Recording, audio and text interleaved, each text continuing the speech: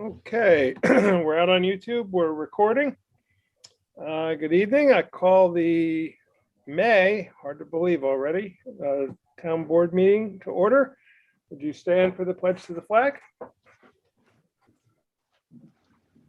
I pledge allegiance Allegiance to the flag of the of the United States of America and to the and to the republic republic for which it for which stands, it stands, one one nation, nation, under under God, God, indivisible, indivisible, with with liberty liberty and justice. and justice for all.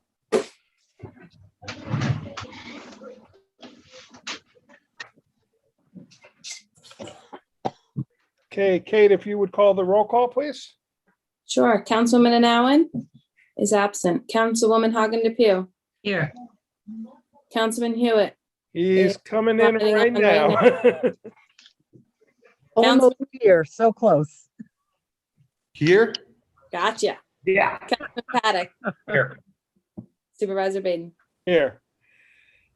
Okay, the first order of business is public comment report. Do you have any public comments, Kate? No. Okay. And I see nobody from the public on the meeting, so we'll move to the attorney for the town report, Mary Lou. Welcome back from vacation. Well, thank you. It's been a fun week, let me tell you. I don't have a whole lot to report. I did send you an email this afternoon. And I think later maybe we could use a little executive session for some pending litigation. And I'll discuss some things with you there, Okay. And or potential litigation, not pending, potential. got it. And Aaron is now in the meeting as well, Kate. Yep. Highway Superintendent report. Jeff Fry informed me he would be late for tonight's meeting. It's high school baseball season and he is umpiring a game as we speak. So he will be joining us later. To give you a quick update, and I emailed everybody, we did get our CHIPS funding numbers much nicer than we expected. The CHIPS was fully funded. The extreme weather recovery was fully funded, and the Pave New York was fully funded. They even added in the 20%, or it was about 15% actually, that was withheld last year, and added that back in. So we are, a combination of the three, we are earmarked 62. for $531,277.84, which is a very much nicer number than we thought we might be seeing. So the legislature, the state legislature, we thank them for putting all that, restoring all that funding back into the budget. And we will utilize that. Later on in the agenda, Jeff has presented the 284 agreement, which is the agreement between the town board and the highway superintendent. That is the plans of what work he wants to do on the roads this year. And I'll let Jeff explain that when he comes on the meeting. The supervisor's report, it has not been filed with the town clerk. It will be, as you know, this is Karen's last week here. Tomorrow actually is her last day. She has been a little bit under the weather and has not been here as part of this week. So I just want to say thank you to her. It was a short period of time, but a very enjoyable period of time. She's leaving us to go back to her prior job that went away due to COVID. And they really wanted her back, and she had been there for a long period of time prior to coming to us. So she chose to go back to that job when it became available again. So later on in the agenda is the appointment of our new administrative assistant bookkeeper. The financials, another good month. The building department and the planning board can continue to do a lot of business. The transfer station is doing a lot of business. The total receipts received from the town clerk's office for the month of April were $43,394.59. Kate emailed all of you a copy of her report today. The expenditures on the abstract 4 of 2021. The general fund was $116,858.63. We did receive back a credit of $629 from Auctions International because we paid for the new vehicle via a certified payment, meaning we were able to do a wire transfer. Because of that, the surcharge that the auction company puts on, we get discounted 4%. So that money from the vouchers that you signed, that money was deducted from the voucher. And that transaction took place on Monday. And we did get back confirmation it's been received. We're in the process. We have it the vehicle, not registered. We have it insured with our insurance company. We have an appointment at DMV to get it registered. Unfortunately, they are 2 weeks out for appointments. So it will not be registered until somewhere in the week of the 17th of May, at which time we'll go down to where it is down by the Tappan Zee Bridge and drive it back. So we will have that in our possession sometime the week of the 17th. And highway fund, the expenditures were $48,055.41. The street lighting fund was $434.08. And the escrow fund was $3,433.50. This is money that is put into escrow by planning board applicants to pay professional fees. And so we paid that much out of that account. The monthly correspondence, due to the training of Tim, I was not able to get everything together today to get to you. You got bits and pieces of it with your agenda items. There are a couple more pieces of correspondence that I will get scanned and emailed to everybody tomorrow. My apologies for being a little bit behind on that. The assessor's report, the main thing to report is grievance day will be held on May 27th. And Kate, it's 3 p.m. to 9 p.m. Are those the hours? Do you know? Not sure. That's what I remember, I believe. I 4 know p.m. to 8 p.m. I'm sorry? 4 p.m. to 8 p.m. 4 to 8. Okay. Yep. I think they're starting at 3 for the Board of Assessment review, because they have to do procedural things. And then Yeah. I think the 4 to 8 is the meeting where the public can come in to grieve their assessment. So and that will be done via Zoom. It will be broadcast out on YouTube. And it's if it's like last year, it's 4 hours of, we had 0 in-person applications last year. We had a number that were pre-filed that they reviewed, and they were done in about an hour. And then we sat around and watched each other for the next 3. Hopefully we will have the similar experience. The COVID-19 report, the numbers have dropped dramatically. I did not look today.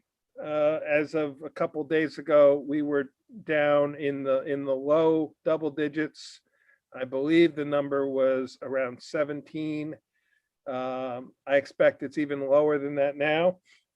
We did have a very successful vaccination site last Wednesday at the community center. And the county will come back in 28 days to hold round 2.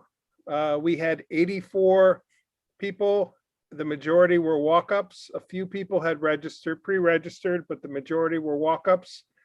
The county was very impressed with how well we got the word out. So thank you to everybody for helping spread that word. Not that there's a competition, but at the time we had set the record, they said, for the most amounts of vaccinations at one of these pop-up sites. So we appreciate that, and they are looking to do more of those. The county executive has also reached out to a number of supervisors and really wants to have a discussion about how we get to the next group of people. His concern is that we're going to hit the 75% of the county residents vaccinated, and how do we get to the last group? Some of them may be homebound. He is looking at all kinds of options about going directly to people, to their homes, and is including the supervisors in that discussion. So, Excuse me, is there Yep. still a public nurse? There used to be a public nurse. I don't know the answer to that. I'm sure if there was, they would have thought of that. So but I'll bring it up. What they are suggesting is that teams of 3 people will go out to people's homes and vaccinate those who have difficulty getting out and into the public, or have concerns about getting out into the public. Obviously, that will be very time consuming, because each stop will take a period of time, because they will have to vaccinate and then wait to make sure there's no reaction. But it is in the works. I'm just throwing it out there as to, it's one of the ideas that's being floated around, and I'm sure that will expand as time goes on. I also want to thank the Recreation Department. They did a great job of calling. We have developed, and Councilman Paddock, I want to thank him for helping get this program started.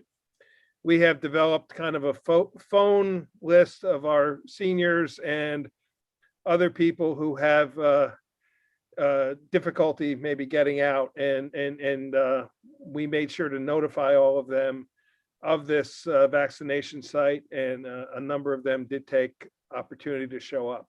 So thank you to everybody for that. Reminder that next Thursday at, is it 6:30, Kate? Thank you. Yes. We have the public hearing for the Economic Enterprise Overlay Zoning District designation for the Walnut Brook property, the former Maybrook Lodge property on Route 209.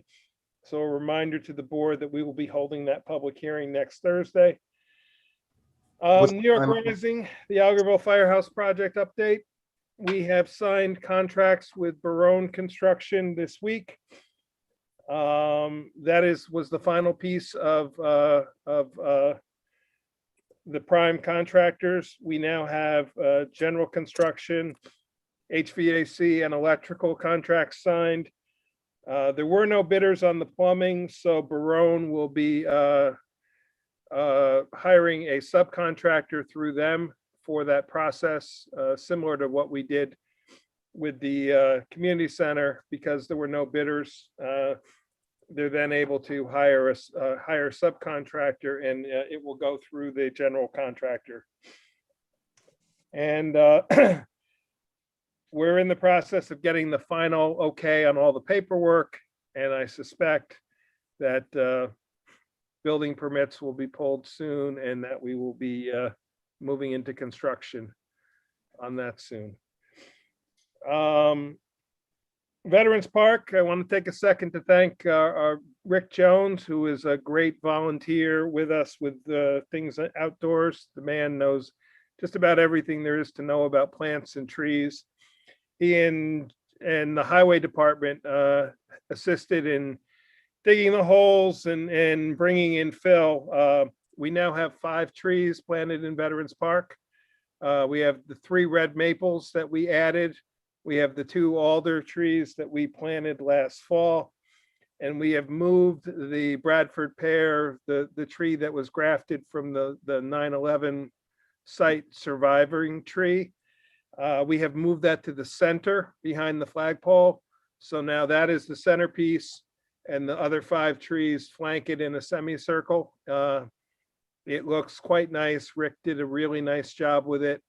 And we will, moving into our next item, we will be showcasing that a little bit with a Memorial Day parade and a Veterans Park ceremony. I've coordinated with Aaron Santillo from the and Peter Nelson from the fire department. And we will be co-sponsoring a drive Memorial Day parade, much like we did last year. Step off will be from, or drive off, as the case may be, will be at noon on Memorial Day, Monday, May 31st. We will have several town vehicles involved again. We probably will do similar to what we did last year. Adam and Aaron, I think you guys took part, and Chris and B, if we would love it if all of us could, if you're available. We will probably ride on the back of the highway truck, utility truck. We put folding chairs there. It worked very well. And the recreation Mike? department, yes. Do you have a ladder to get up into that vehicle? Because those of us who have short legs do not get into tall vehicles. We will make that happen. We will make sure we get that happen. Thank you. I think you should take a running leap, B. It wouldn't be a pleasant thing to see. We could get a big pogo stick. Nope. Anyway, it will start at noon from the firehouse. We will line up at the firehouse. The exact route is still being worked out, but we're going to make it a bigger and better route than last year and cover even more of the town. We covered an awful lot of the town last year, and we're going to try to expand it even more.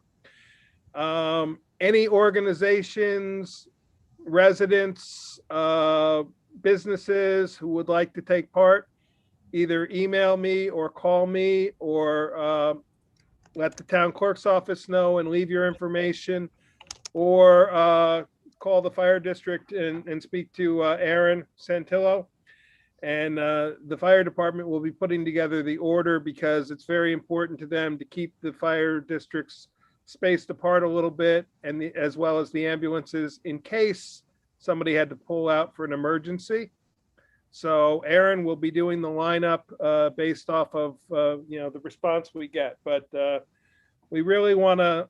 Last year we put it together in about 10 days. This year we started planning it in April, and we really want to open it up and get as much participation as we can. So if you know of any local organizations, the Little League, Boy Scouts, Girl Scouts, 4-H, anything like that, the Lions group, anybody you can think of that would want to have a vehicle in it or a float, it's not a walkable thing. It's going to be probably around 20 some miles by the time we're done, if not more. So we definitely, probably people are not going to want to walk it. I think Adam, Mike, do you have an, oh, sorry, Chris. Adam is biking it, he told me.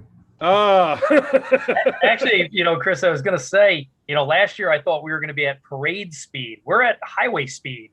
So again, if somebody's going to, bring a car, an antique car, some sort of vehicle, it's going to be able to do the speed limit as we were zipping around town last year. Yeah, we probably will slow it a little bit, but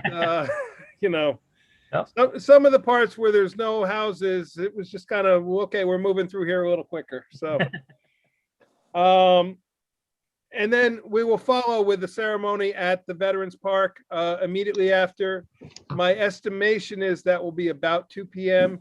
Obviously, the parade will take whatever time it takes, but based on last year, I would say it would be between 2 and 2:30 when we will have that. And I plan to kind of do a test drive of the route once we establish it, and I will have a better time in the next week. It's one of my weekend plans, is to try to drive the route and count how many miles it really is, and go from there. Summer recreation program, very excited to announce that we indeed will have a summer recreation program this year. They will be 2 3-week sessions. The first is July 5th, 12th, and 19th. Those weeks, we'll take a week off in between to give our counselors a little bit of a break.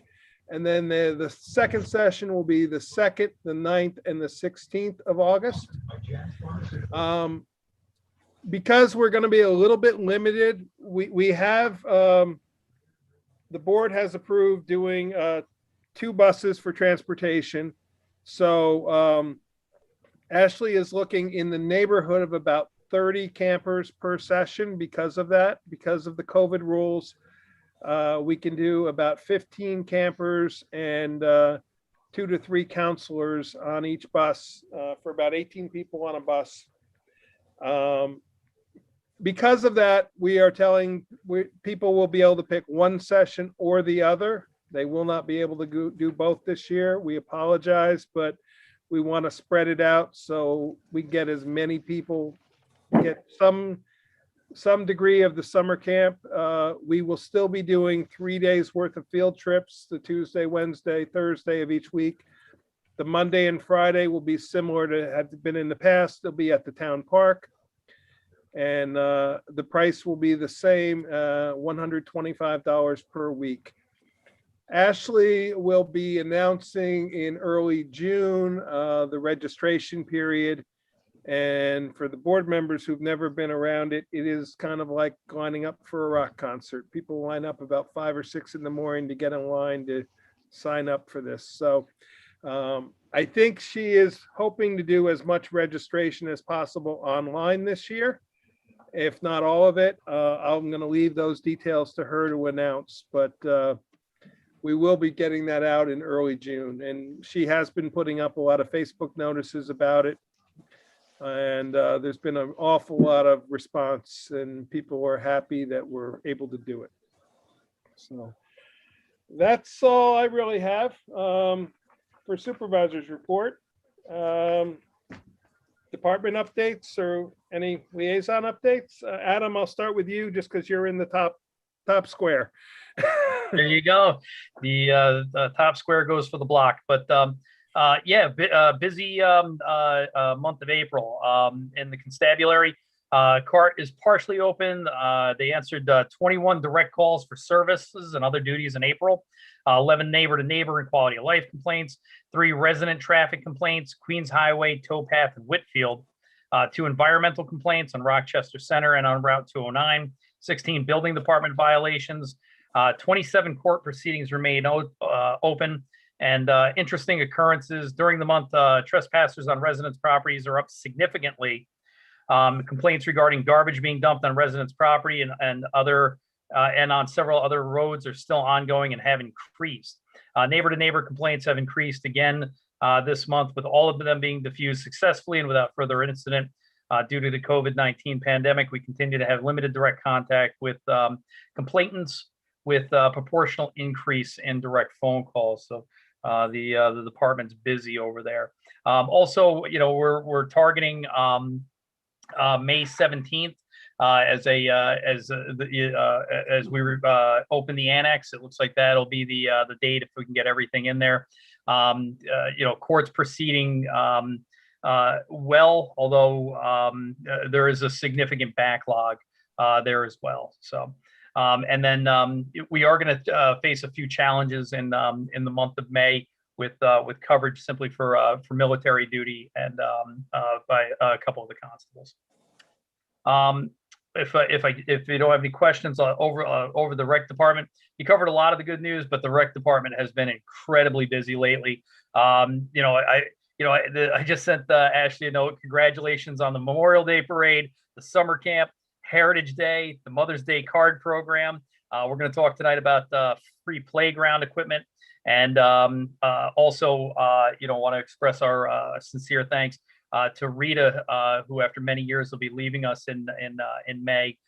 Although she'll still be doing a lot of work with the seniors you never really retire from the from the rec department. You never but again, we'll miss her in full-time status. But Mike, that's everything I got tonight. Great. And just the Mother's Day, I have to say, since we couldn't have the Mother's Day brunch, Ashley approached me as initially she started out with an idea of just having like a bake sale, baked goods kind of thing. And it evolved. And the next thing I knew, they were making up these really gorgeous little baked good baskets that they delivered to people, and so professionally done, and just very impressed with how they keep thinking out of the box with ideas. So the three ladies there continue to do a really great job. Okay, Kate, I apologize. I totally skipped over the town clerk's report. You sure did. I did. Let me get the other liaison reports and then we'll come back to you. You got it. Thank you. So B, that puts you next. You're the Paul Okay. Lynn tonight of the Hollywood Squares. I am, yeah, that's okay. I liked him. The court is operating just about every week now, but like Adam said, they're still playing catch up. It's going to take them a while to get caught up, but they are processing as quickly as possible. And I believe they are also working on building department things as they come in as well. So everything's getting fed in so that the stream keeps steady. Yeah, it was my impression from talking to Justice Laflamme that the building departments were being worked in as well. And I know the constables did a couple days last month where they got caught up on an awful lot of the violations that had collected. So good news. Anything else? Okay, Aaron. Okay, so I don't have anything to report from the ZBA. They also, last month's meeting was canceled second month in a row, so maybe there'll be one this month. And then there's a lot of really great stuff going on at the transfer station. The new signs are being installed. They look very, very good. And they make it very clear where things are supposed to go, what the hours are.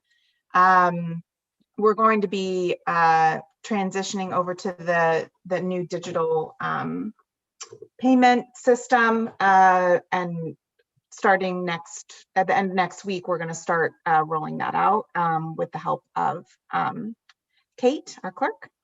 And also we have a new personnel, new staff member at the transfer station. So if you all have a chance, you can go say hi to them. They started this week. So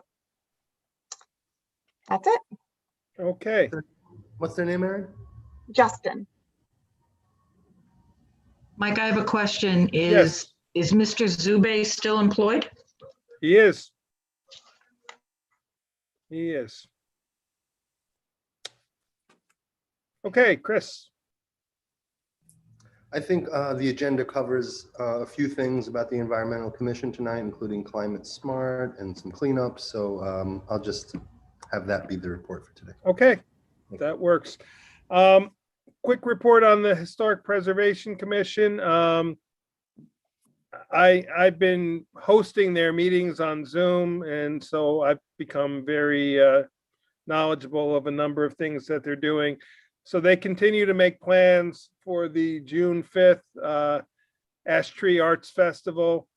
I've already talked about it quite a bit. It continues to grow, and we're very excited about it. It's gotten a very good response, Deb Medenbach, from various artists, and she's doing her getting publicity out there for it right now, and it's going to be an exciting day. So anybody that can hold June 5th, that Saturday, or at least part of the day, come on by, walk the trail, see what local artists can do with dead ash tree stumps. And it's a wonderful idea. And every trail person that I've talked to from the county about it is just really enthused and excited about it. And I can't think of a greater way to sort of combine all the aspects of the various committees and commissions together like this, so.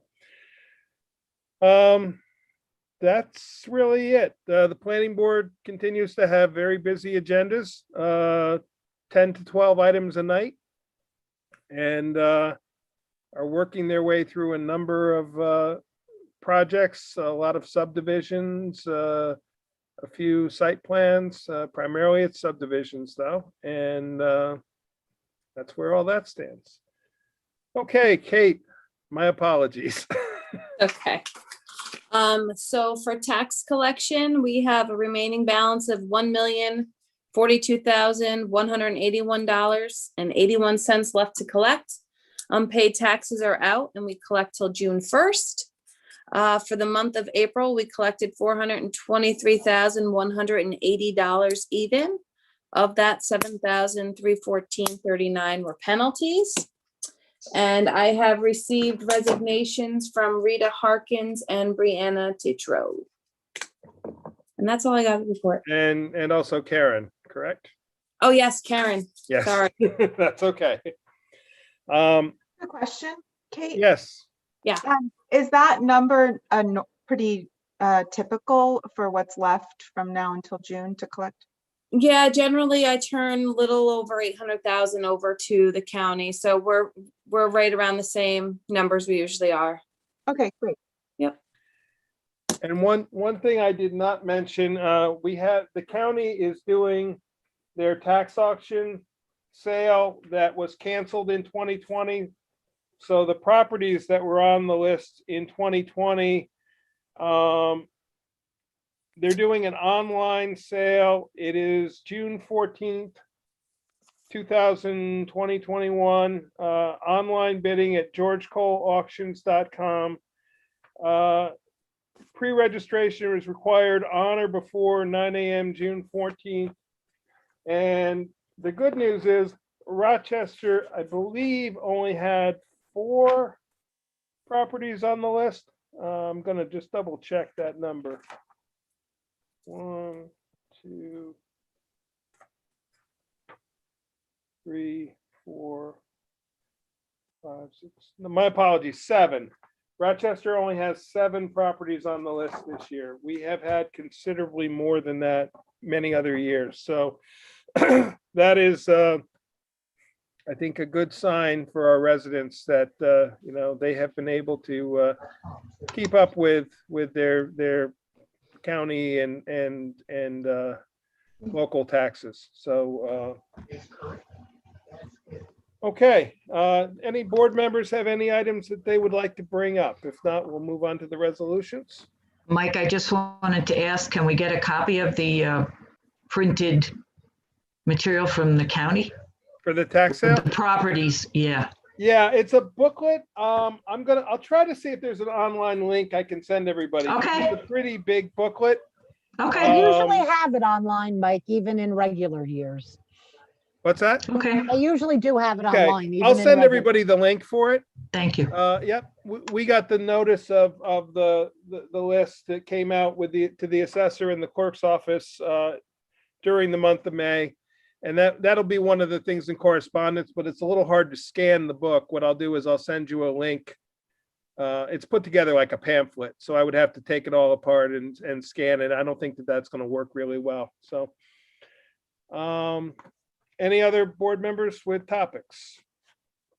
Okay, moving on then to resolutions. The first is the town board accepts the minutes of April 1st, 2021 regular meeting, April 8th, special meeting, April 15th, special meeting, April 22nd, public hearing, and April 29th, workshop meeting. It's a busy month. Do I have that motion? I'll make the motion. I'll Do second. I have a second? Quick on the second. Okay.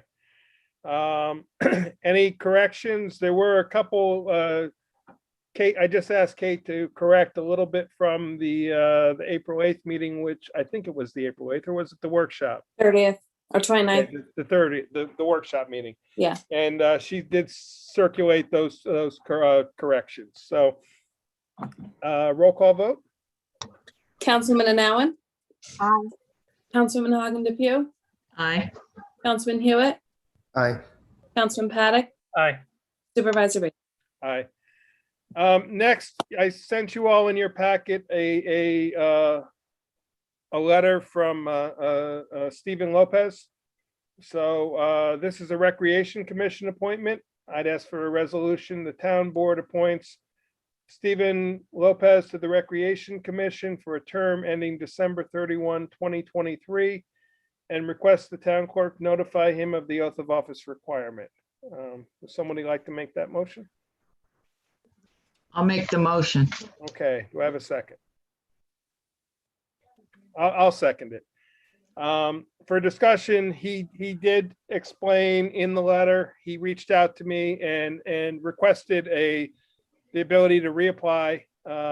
He apologized for being unable to take the oath of office in time. And I think in his letter, he explained pretty well his reasoning behind it.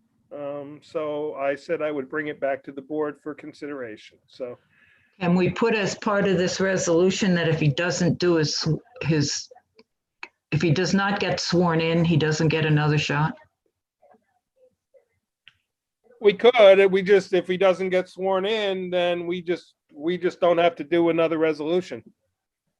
So it's already kind of in our hands, because if he doesn't swear in, we would have to do another resolution to reappoint him. So I think he will, because he wanted to come and take the oath, and I told him that he was past the time frame at this point, so he would have to reach out to Mike. So I do think he will come in. And he immediately did, and I said, I explained to him what happened, that, we had appointed him twice and he did not take the oath, and he explained to me, and I said, be great if you just put that in a letter to the board, and I will say I had the letter by that afternoon. So I believe he's taking it very seriously. He was going through some issues and was unable to make the time. So I from my standpoint, I think he has answered the why pretty well. So anybody else want to comment? If not, Kate, we'll do a roll call vote. Councilwoman Anowen, Aye. Councilwoman Hagen DePew, Aye. Councilman Hewitt, Aye. Councilman Paddock, Aye. Supervisor Baden. Aye. Okay, next is this creation of employee position.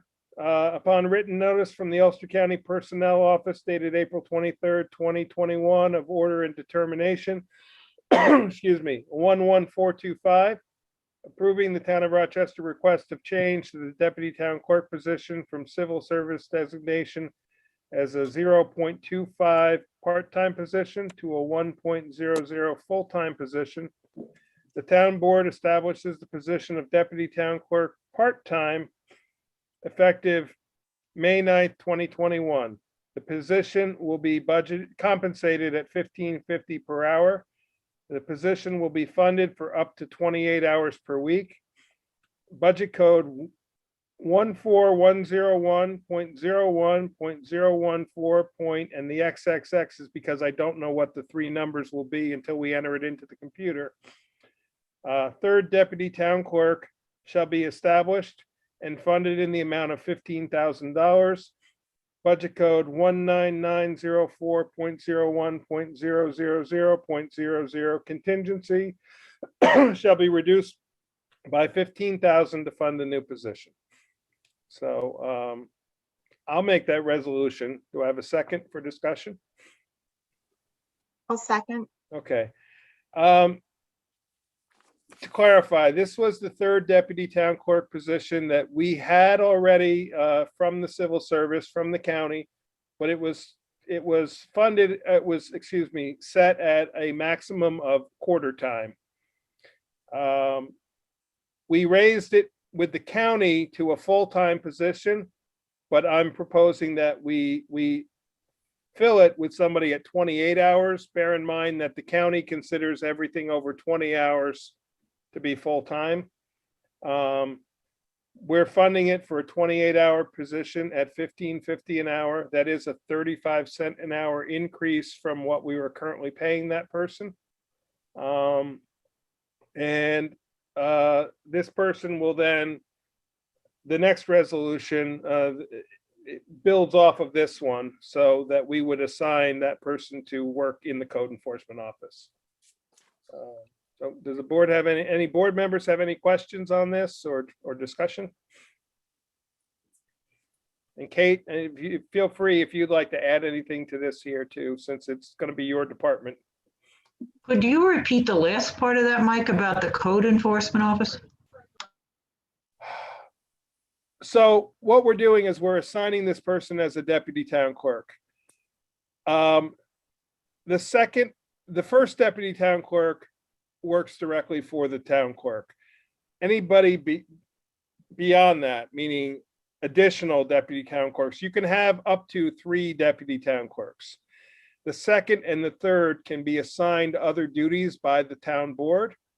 So what we are doing is we are going to assign this person duties to work in the code enforcement office when necessary. And when we get to the next resolution, we will say that the town clerk, this person will now work for Kate, and Kate will be her supervisor. But when it is needed in the code enforcement office, she can be sent to work there. If Kate needs her, she can work in the town clerk's office. So that's what the next resolution, but the first resolution is just establishing the pay and the position. Then the next is assigning the additional duties. So they're kind of intertwined, but we have to do this first resolution first. So and I apologize. It may seem unclear because we moved it up to a full-time position with the county, but we're only going to fill it up to 28 hours. So we're keeping it a part-time position. It's just we had to increase it from the quarter time with the county, because otherwise we would only be able to hire this person for 10 hours a week. So it's kind of a workaround through the civil service system. And when we, after we create this position, we'll do the appointment. Kate does the appointment because deputy town clerks are an appointed position by, we create the position, we fund the position, and then the town clerk makes the appointment. Got it. So once we create the position, and you'll see in the agenda, there is a spot for Kate to make this appointment tonight. Oh, I see it now. I see that in bold. Okay, Okay. sorry, I was a little confused. Understood. And it's it's a little different because this is a position that is exempt. So it is this person will work directly for the town clerk, but then the town clerk can assign the duties, and the town board can consult with the duties with the second and third deputy, but not the first. So I think I've thoroughly confused everybody probably, but if I'm not confused, and I actually think it makes a lot of sense. Like, I know that we're doing this, but I think it actually makes a lot of logical sense. So. Yeah. And that person kind of then becomes a little bit of we're able to use them kind of wherever we need them. If we decide we need them some other office, we can assign those duties to them as the town board. They become a floater. Exactly. And that's really the goal of this. And I'm sure when in January, February, when Kate's swamped with taxes, she'll be over there with Kate. So Yeah, I do see this being a positive outcome for many departments, and it really will help with the efficiency on things. Yeah. We've been stuck with the status quo for so long on just doing the day-to-day stuff, and everything is changing and changing quickly. And I believe every department really wants to run to the best of their ability. And in order to do that, we do need a little assistance and a little help along the way. And I think it's a great opportunity to have an employee that might know a little bit about a few departments. So I think this is a great asset for all departments involved. I'm sorry, Kate. No, you're good. And just to speak to the budget amount, I calculated the remainder of the year at that salary, or that hourly wage, excuse me, at 28 hours a week, and it comes out to about it was 14,000 something, and I rounded it up to 15 just as a budget holder. So I took it out of the contingency for now. Once we sort of finalize what's happening with code enforcement office and stuff, we can kind of move a little bit more around. This was a clean and easy fix. It was able to, the money was there in the contingency, so I just moved it directly from contingency.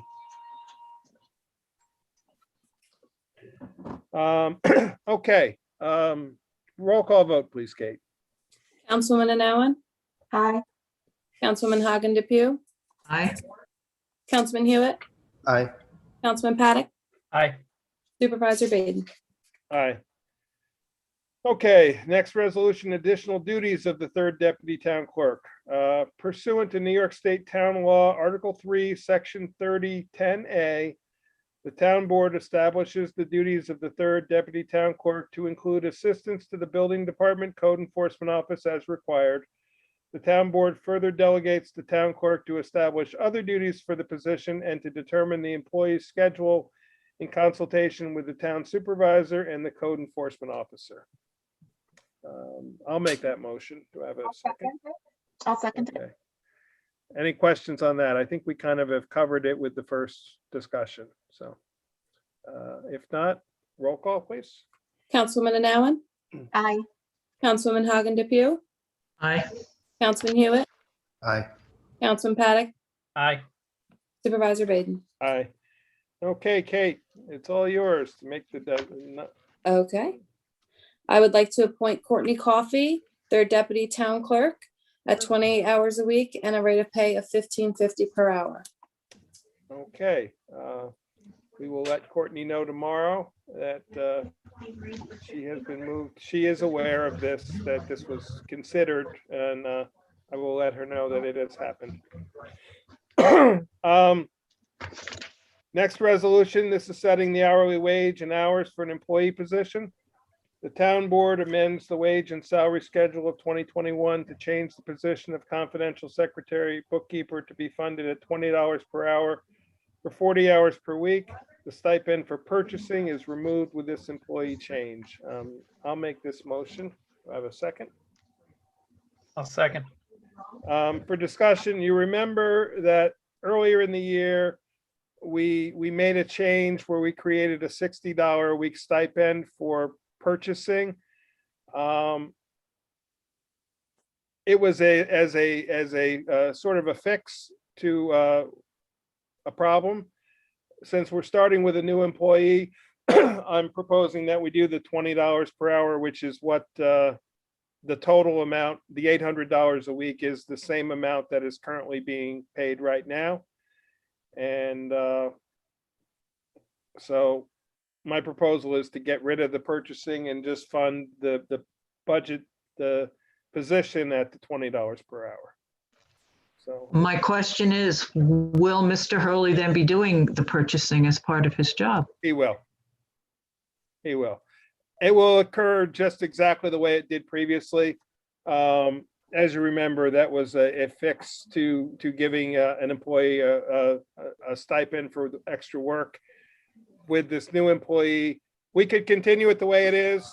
Part of the reason I didn't want to is we don't have the count through the county. We do not have a purchasing position in the civil service. My fear is that down the road, that may come back to bite us. So I would rather just leave it as one of his part of his job. And being that this is an exempt position, this is again a position that does not have a job description because it's an appointed position by the supervisor. So Mike, we never heard as a board, because this was your appointment, of course, what Mr. Hurley's qualifications were. sure. He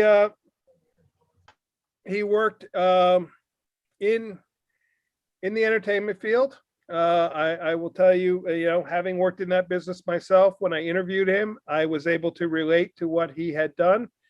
I had about 28 applications.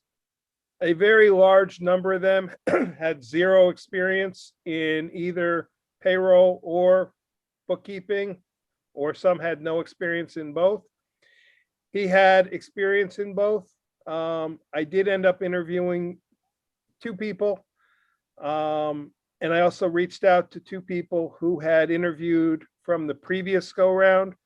One was interested, but the rate of pay was nowhere near what he is making currently. So he said, thank you. Being that he lived in Accord, he really was very interested, but we couldn't reach the rate of pay that he's making where he is now. The other person had moved out of state. Mr. Hurley brings about 25 years of office management experience in the theatrical production of events and shows. Has done a little bit of everything, kind of a jack of all trades. And quite honestly, based on the discussion that we had, I had a real good feel for his abilities to figure things out. You know, he appears to be very adaptive. And full disclosure, it's a business that I know well, and I was able to relate to what he had done in the past. So that was why I picked him. You must have felt then that he could move forward into municipal bookkeeping. I did. And I will say he has adapted very well already. This week, we really threw a curve at him where he's kind of been on his own. And he got several days with Karen, nowhere near as much as we would like. But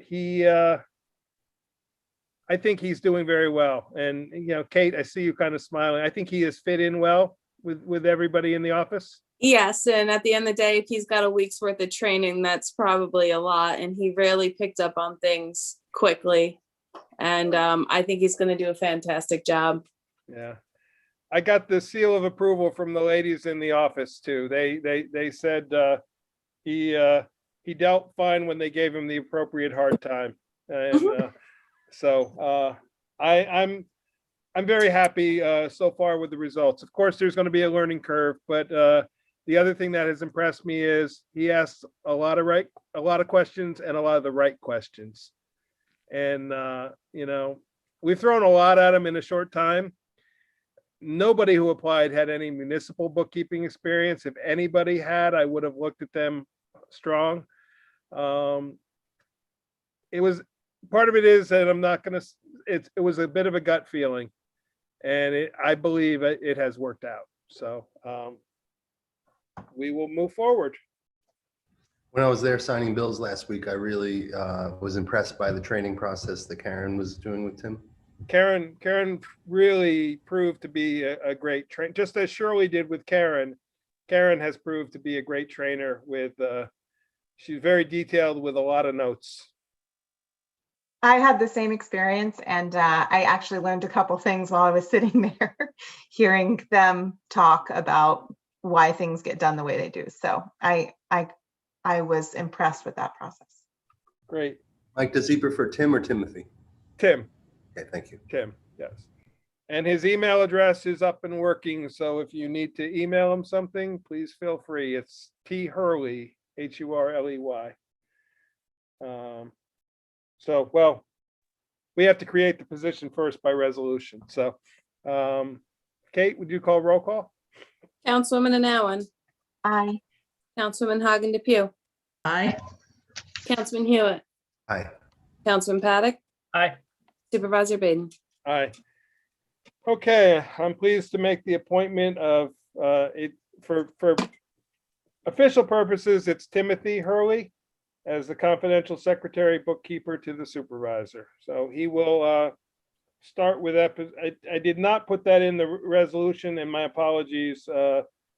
If I'll amend the resolution, and Aaron, if you'll amend the second to say beginning May 10th. I'm sorry, May 9th, which is the start of that payroll period, May 9th, 2021. I'm okay with that. Okay. Why don't you do another roll call vote, just since we amended it, Kate? Just read that. Sorry about that. I just realized I okay. had not put it in there. Councilman Anowen, Aye. Councilwoman Hawken Depew, Aye. Councilman Hewitt, Aye. Councilman Paddock, Aye. Supervisor Baden. Aye. Okay, next, the town board authorizes Christina Ferrara to work an additional 5 hours per week until May 31, 2021. In addition to normal work hours as first deputy clerk to assist the assessor and will be compensated at the regular rate of pay. The town board further authorizes the employee to assist the assessor on grievance day, May 27th, 2021. Do I have that motion? I'll make the motion. Okay, second. I'll I'll second. second. This is a continuation. Some weeks she's done that many, some weeks she's done less. The grievance day, there is some preparation for it, and the day of the grievance day, there is some assistance. We may experience a little bit of overtime that week because of grievance day, but I have okayed that small amount of overtime. It probably would be less than 5 hours of overtime for the week, and it was at Mike Dunham's request that we have her do that for him, and I'm happy to support that. So. Are they able to keep up with the workload, or do they need more support? No, it is actually going just fine. And that's why some days he leaves her an hour or two worth of work. Some days she has none. And that's why it's been anywhere from, I'd say, 2 to 3 to 5 hours a week. And they have kept up just fine. It's mostly filing, and part of the differences is the state, partially because of COVID, I believe, relaxed some of the senior tax requirements, the proof this year by March 1st. So because of that, we get a little bit behind. We did not, and I think that probably had a hand in it. But everything seems to be there's a lot of sales going on in the community, but Mike seems to be staying on top of it, and it seems to be working well. Okay, Kate, roll call vote. Councilwoman Anowen? Oh, I didn't hear you. I'm sorry. Councilwoman Hagen Depew, Aye. Councilman Hewitt, Aye. Councilman Paddock, Aye. Supervisor Baden. Aye. Next, this is a request that we've had a number of years now. They've proved to be very good partners to the town. So it's the Town of Rochester Town Board authorizes the town supervisor to sign the proposed agreement authorizing the use of certain town roadways for the charity bike ride event, the Ride for Mental Health, to be held June 19, 2021 and June 20, 2021, upon presentation of a certificate of liability insurance certificate naming the town of Rochester as an additional insured party. Do I have that motion? I'll make the motion. Okay, second. Second. They have already sent us with their letter of request those certificates. This is, I think, the third year they have worked with us, and it actually is only, I sent you a map of the route. It's one town road for a very small amount, and I don't remember off the top of my head where it was. Most of it is county roads and roads in other towns. They have done a great job. They come and go, and we don't even know that they're here. So I'm happy to support them. Kate, roll call vote. Councilwoman Anowen, Aye. Councilman Hagen Depew, Aye. Councilman Hewitt, Aye. Councilman Paddock, Aye. Supervisor Baden. Aye. Next, it's time of the year for us to do our abrasive sand bid for next winter. So this is the recommended resolution. The town board requests the town clerk post advertisement seeking sealed bids for abrasive screen sand for winter road use. Specifications of bids are available at the town clerk office and on www.townofrochester.ny.gov. Bids are due on or before Wednesday, June 2nd, 2021 at 11 a.m. at the office of the Town of Rochester Clerk. P.O. Box 65, 50 Scenic Road, Accord, New York, 12404. Where they will be opened and read aloud. A non-collusion form and certified testing results shall be included as part of the bid package. The town board has the right to reject any and all bids. And these are the same specifications that we have used, and Jeff is in agreement on them. The sand shall be hard with 100% passing a 3/8 inch screen, not more than 15% passing a number 50 mesh, and not more than 4% passing a number 200 mesh, and must be readily usable in spreading equipment. Certified testing results shall be submitted as part of the bid package. Bid prices shall be priced per ton. Variations will not be accepted. The bidder's attention is called to the fact that if scales are not available at the plant site, bidders must state conversion factor weight per cubic yard on bid conversion sheet. Sand is to be made available for pickup by trucks designated by Town of Rochester authorized entities and operated by authorized personnel. And this is a change. The bid shall be guaranteed valid for a period of 2 years. Jeff, we've been doing it at 1 year. The last several years, it's been the same contractor. Jeff said, let's go to 2. So from July 1, 2021 through June 30, 2023. And so the resolution is, or did I, I'm sorry, I typed it twice. My cut and paste, I got a little carried away, so apologies. So that's the end of the resolution there. The remainder is a retyping of the first part. So do I have that motion? I'll make the motion. Okay, do I have a second? I'll second that. Is there any questions or discussion? Okay, if not, roll call vote, please, Kate. Councilwoman Allen, Aye. Councilwoman Hagen Depew, Aye. Councilman Hewitt, Aye. Councilman Paddock, Aye. Supervisor Baden. Aye. Okay, thank you. And Kate, well, if you need me to email it, but you have it in the agenda, so you can Yep. just cut and paste it out of That's that. fine. Next is, this is the authorization to amend the 2021 flexible spending account, which was resolution 221 of 2020.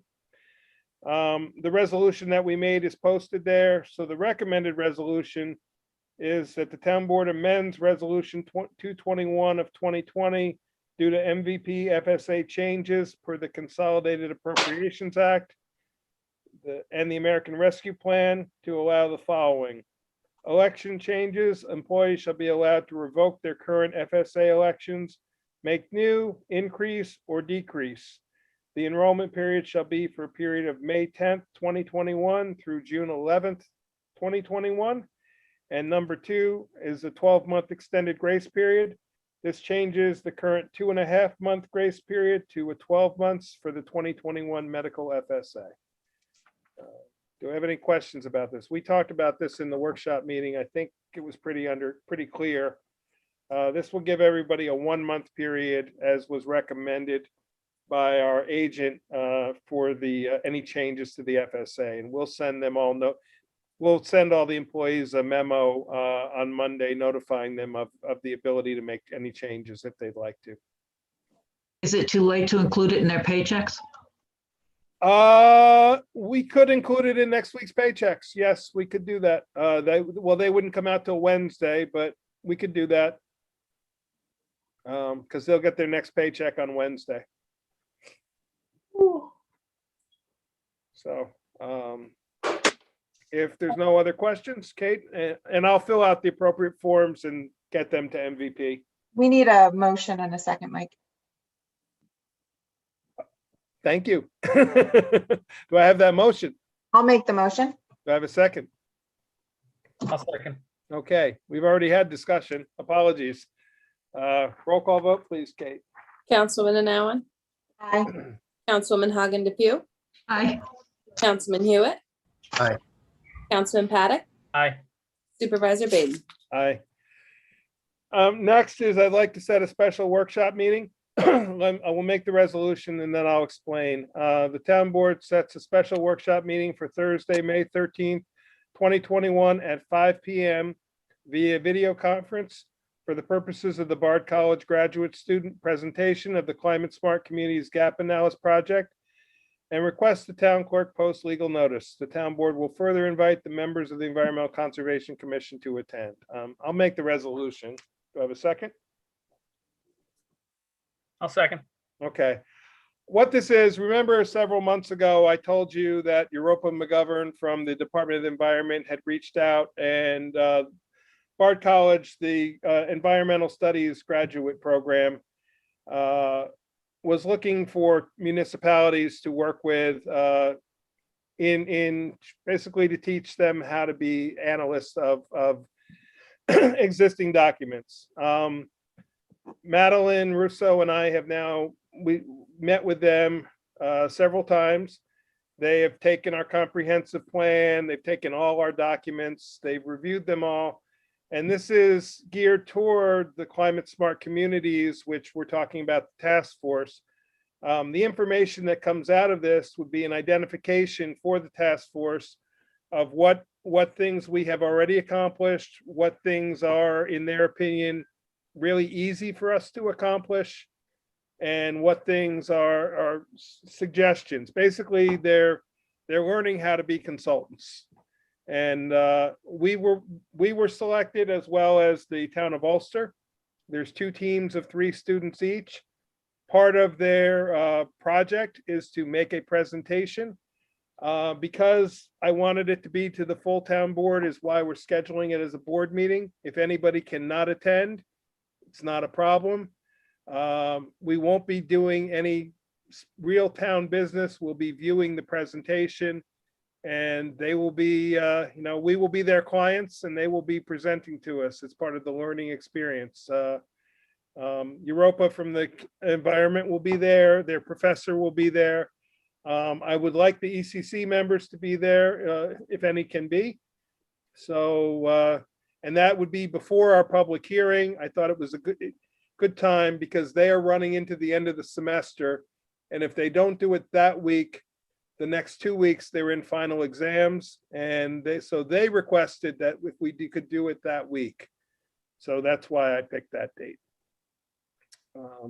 I think it's going to be a good learning experience for them and for us. It's been a lot of fun working with them. It really has. I've probably had 4 or 5 Zoom meetings and 1 in-person meeting with them so far. Mike, can you tell me what time the meeting after that is? 6:30. Thank you. So this would give us an hour and a little bit, and then the public hearing starts at 6:30. So I figured this was a good sort of segue into it, utilizing our time to the best advantage. Again, I know a 5 p.m. is difficult. If anybody, and it will be by Zoom, if anybody can't make it, certainly understood. It will be recorded if you want to watch it, and it's more for them, for their presentation. So are there any questions? If not, we'll do a roll call vote. Councilwoman Anowen, Aye. Councilwoman Hagen DePew, Aye. Councilman Hewitt, Aye. Councilman Paddock, Aye. and Supervisor Baden. Aye. Okay, I will notify them that time has been confirmed, and we'll put together a Zoom link for it. Next, the town board accepts a donation of 3 hanging flower baskets from Saunderskill Farms for display outside the highway garage. You gotta love resolutions like that are fun. I'll make that motion. Okay, second, somebody? I'll second it. Okay, I don't think we need to have any discussion except to say thank you. Jeff Fry sent me a memo, said they stopped by, dropped off 3, and said, please put these up outside your garage. So, That's so sweet. yeah, Can we send them a thank you? I will. I did give them a verbal thank you when I was there last time, but I will send a written thank you as well. Kate, roll call. Councilwoman Anowen, Aye. Councilwoman Hagen DePew, Aye. Councilman Hewitt, Aye. Councilman Paddock, Aye. Supervisor Baden. Aye. Okay, the next, these are possible resolutions, wanted us to have the discussion. So we'll start with the resolution and then I can explain. The town board accepts a donation of excellent condition used playground equipment donated by Accord resident Connor Lawrence. Mr. Lawrence is employed by a playground equipment installer, and he will coordinate delivery with the town supervisor and also will consult on the installation and assembly of the equipment. I'm Adam, I think you should make this resolution. I'd like to make the motion to accept the donation. Yeah, do I have a second? I'll second. Okay. Little background. Ashley called me this week and said this gentleman, Connor Lawrence, had reached out to them. He lives here in town. He works for a playground equipment installer. They are currently replacing playground equipment in Connecticut. It is barely used. He said it is less than 8 to 10 years old. It is in excellent condition. They don't want it. They don't want to take the time to try to sell it. They just want it gone. Oh, Connecticut, you know? They basically told him, you can take it. He works for the company. He has the full okay of his company to do this. We may have to send a box truck out to pick it up because he's going to try to take it apart in large pieces so it goes back together easily. I figure the cost of the rental of a box truck for the day, because we don't have one in the highway, is a lot cheaper than buying brand new playground equipment. In the email I forwarded to you, there were pictures. This is playground equipment. I learned something new. The playground equipment is in the age range of 2 to 5 year old and 6 and up. And I learned that recently. This is the 2 to 5 year old age range, which is a perfect complement, I think, to the new stuff we bought. Because we don't really have that real younger age group playground equipment. He is very willing to help us install it. He is also willing to help us install the other new stuff when we get it.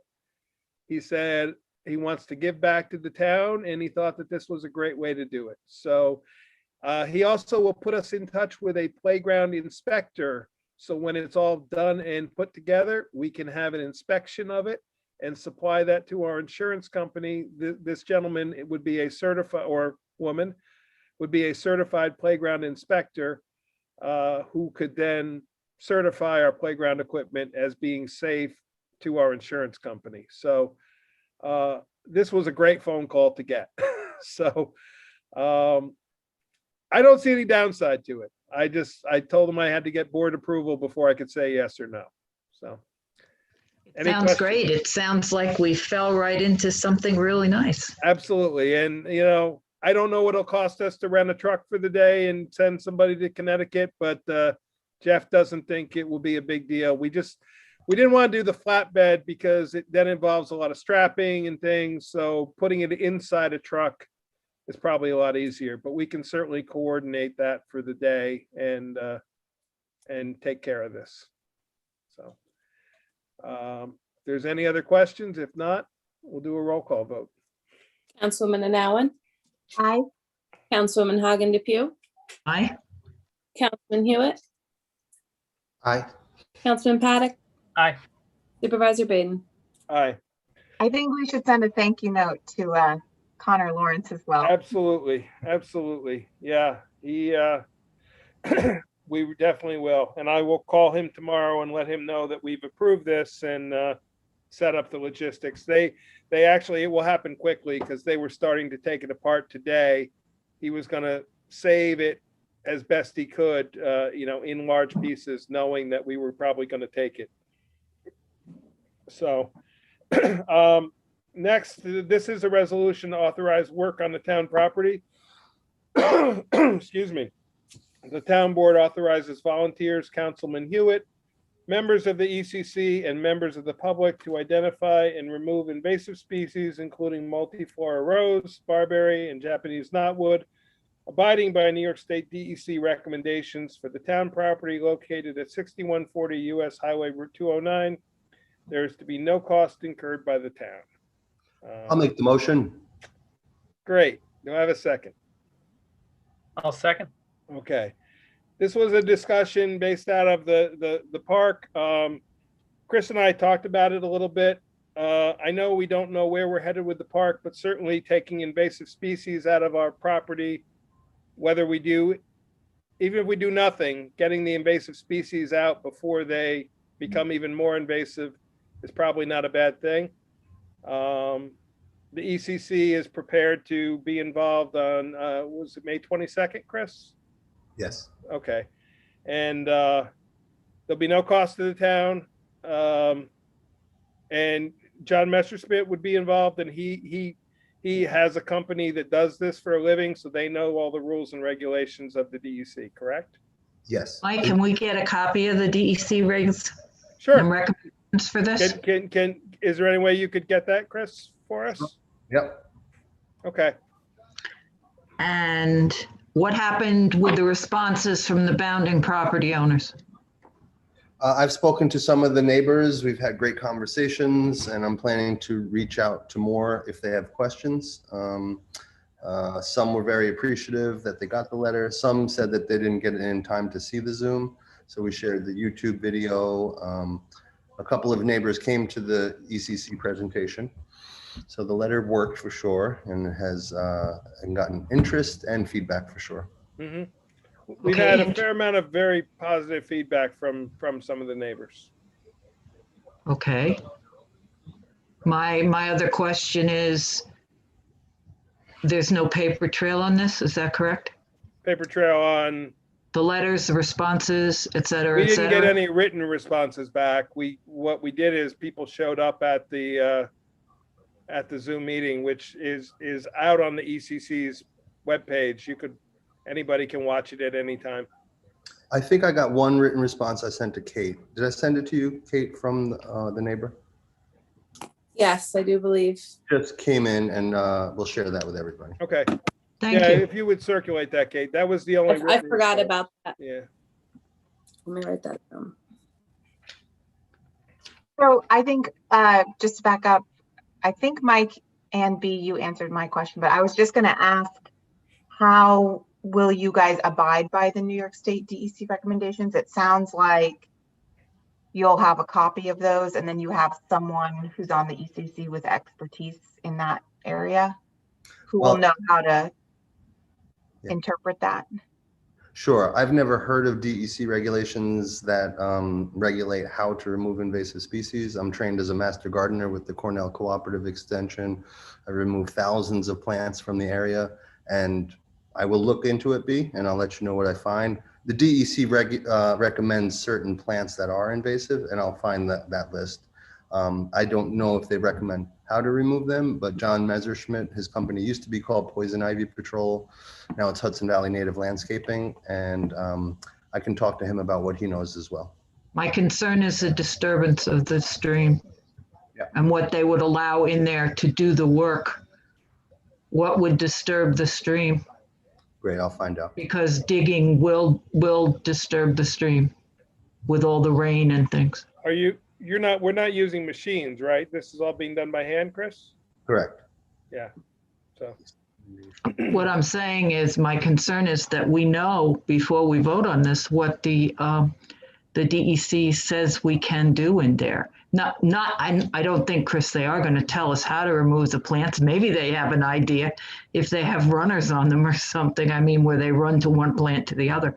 But my idea was just to get them to tell us it's okay. I think that's what I'm looking for, and what their requirements are for moving land and disturbing the land. well, the DEC stream regulations are a published law, if I'm correct, I believe. Mary Lou, do you know? I know for a fact, stream regulations are published as to what you can do within the buffer of streams. Yeah, So, they have regulations, and we would obviously have to follow those Right, regulations. right. We're not going into the stream. I don't think. Yeah.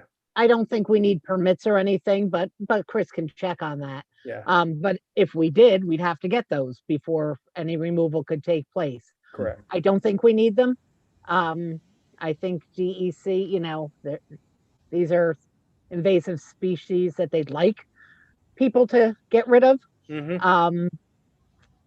But if any regulations that are in effect, we clearly have to watch, and we can check with DEC to see if there is anything for sure.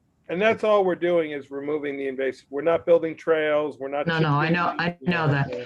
But I just want to know what their thoughts are on it, being that it is so close to a trout stream. Sure. I think Thank you. Yeah, I'm gonna look at what the buffer is around the streams. The biggest invasive problem on streams is Japanese knotweed, because they make millions of seeds that go downstream. But a bigger problem is they have a rhizome system that captures the bank. So you actually have to rip the bank out to fix it. And so we wouldn't touch Japanese knotweed near the stream. I actually haven't seen knotweed yet. So that's not a problem near the stream. And I'll keep you posted on what I find, B, and everybody. And Thank then- you. I hope you have thick gloves for the barberry. And is this just a general authorization since we don't have a date on it? Is that the idea? Well, I didn't put a date on it because I knew the proposed date was May 22nd, but when I wrote the resolution, I was not sure if that was still the same date. So basically, it's a general authorization. But it is only for the invasive species. We're not, this is not approving any other work. And as I said, my opinion is whether we do nothing with the property, getting rid of the invasive species is a positive. So, Mike, since we're having the public hearing and the class, if you will, for the people, the students there, could we table this until the 13th? we can't Because of- vote during the public hearing because No, it's I know only that. it's only advertised as a public hearing. And I think the other is just as a presentation. So Mary Lou, tell me if I can or You can't. have, your resolution is for a special workshop meeting. Okay. So we could So you do, can vote on, you can add things to that agenda. we can add to that. We can't add to the public hearing, but we can add to the Right. agenda of the 5 o'clock meeting. Okay. But wait, what's the purpose of waiting? Do you see what the DEC says? Well, I could tell you I'm not going anywhere near the stream. And I think we should Right. vote. The DEC only controls the stream. What if you amended the motion to say that you will not go within the DEC buffer zone Of the stream. Okay. of the stream? So remove Would invasive that be okay, species B? outside the DEC It'll buffer help. zone. It'll help. I'm just Yeah. concerned that there's been nothing. We're going ahead with this and we have no paperwork from the DEC. And I kind of think we need a little, or Well, at least they need I- to send us a letter saying we don't need any. Could you this look is not into that? something that if you're not near the stream, this is not something that you go get paperwork for from the DEC. Anybody you can find remove out? invasive species on their property. It's only if you're going to disturb the stream. And if we're staying within the buffer zone of the stream, we're not disturbing the stream. And the buffer zone is probably like 50 or, it's Probably it's 50 big. feet. I It's believe probably it's 50 feet on each side, B. Yeah. So it's probably at least 50. I like the idea of saying that for this authorization, if you stay 100% outside of the buffer zone, and then that gives us time to see what the regulations are within the buffer zone. Does that work? I like that. Thanks, Aaron. Okay, so if we amend the resolution to say to identify and remove invasive species outside the DEC stream buffer zone. And then, so we just add that word in, that outside the DEC buffer zone.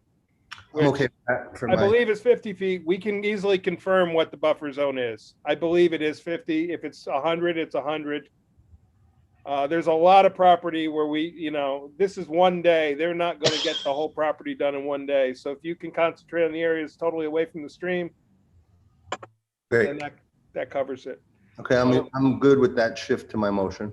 And Adam, you seconded it? Yes. Yeah. Yeah. So Adam, are you okay with that change in the motion? I am. Okay. Anybody else have anything to add? Okay. Roll call vote, please, Kate. Councilman Anowen, Aye. Councilman Hagen DePew, I would the change for Councilman outside the Hewitt? buffer. Councilman Hewitt, Aye. Councilman Paddock. Aye. Supervisor Brayden. Aye. Okay. Next resolution, I see Jeff has not arrived yet, so we'll go ahead with this. I can explain it. I emailed all of you the copy of it. This is Mike, the- they can still see to play ball. This is the 284 agreement. The town board approves the expenditure of, and the total amount is $489,536.02 in highway monies for the primary work and general repairs of 111 miles of town highways in accordance with section 284 of the highway law, and authorize the signature of the agreement. The expenditures have been verified as being budgeted highway funds amounts for the 2021 by the supervisor. So the bottom there was from the old resolution last year. That will be deleted and changed to what I emailed you. I can put it up on the screen. Mike, while you're putting that up on the screen, all of the expenditures, I believe, in the agreement are in part one of that agreement. And part two, we have all blanks, but I don't think we have to put anything in part two. So I would just ask that we don't have a contract signed or an agreement signed with blanks. I think we should either cross out number two or put zeros or NA or something in all those spaces. The permanent improvements? Right, on the permanent improvements. which is- Understood. I will either put a line through it or I'll put NA. Thank you. Yep. Absolutely. Thank you. And that's Welcome. the part that the board members will all have to sign as board members. Yeah, Jeff gave you guys an extra board member. Did you notice that? He gave you the supervisor and 5 town council. Yeah, except, you know what? That is I think that's the form. that's the form from the Yeah. state. Well, that figures, Because then it also has to go to the county superintendent of highways. right? Yep. Sorry, it's taking me just a moment to get it up here to find the form. There it is. Okay.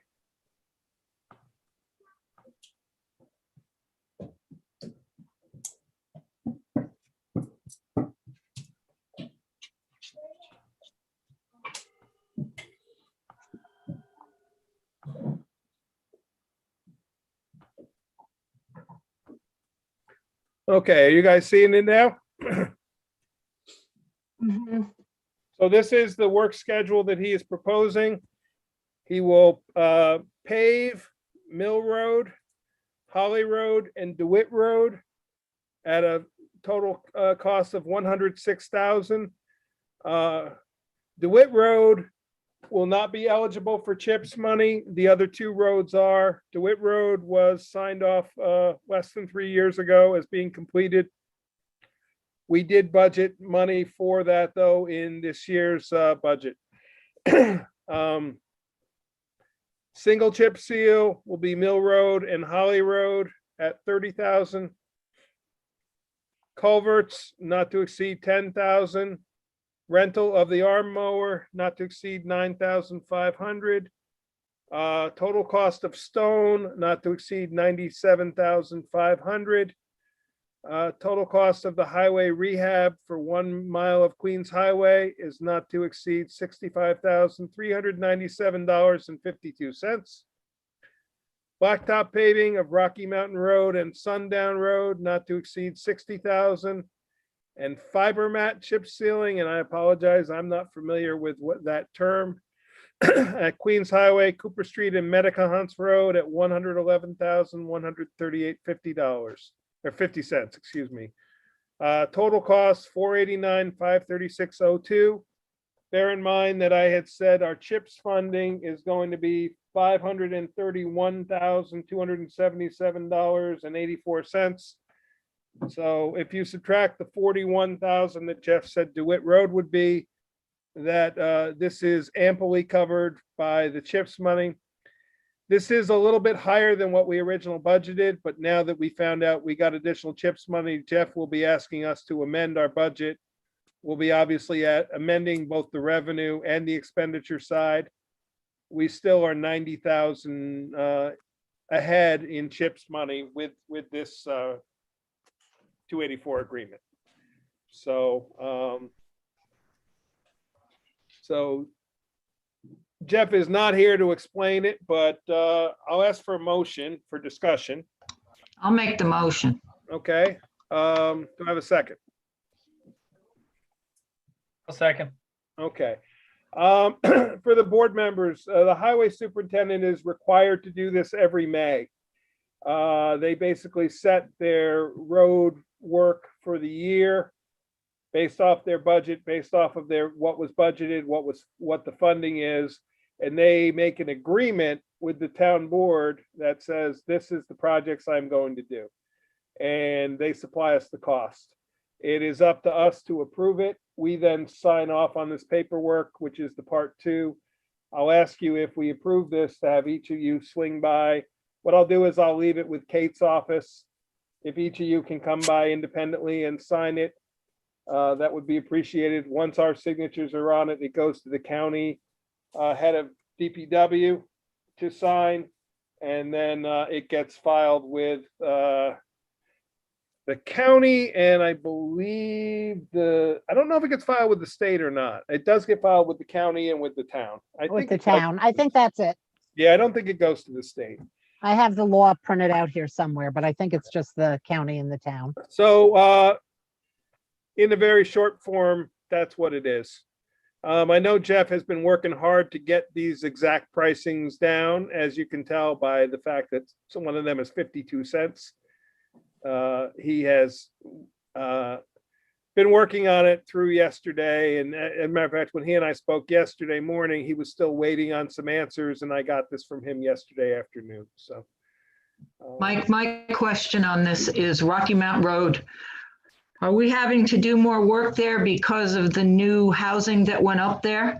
And was there a road bond ever put forth for that construction, because there was a lot of heavy equipment there?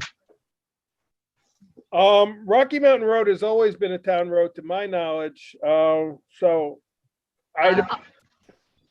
That I know, it is a town road, but is that not where they built, I want to call them condominiums, or they're I call not on them, Rocky Mountain Road. They're on a private road, actually partially off of Rocky Mountain and partially off of Sundown. My yes, suspicion is that this is just Jeff's cycle. Every so many years he has roads planned. I can't answer the question if this is a result of use up there. My suspicion is it's just where it's cycled through.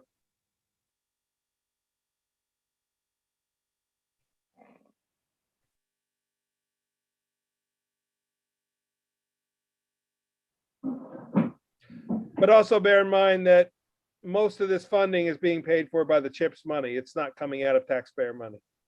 no, I understand that, but I know there used to be like primary, secondary, tertiary roads, and I just wondered if the categorization of these Yeah. two roads had Road- changed due to the traffic increase. The characterization has not changed. It's still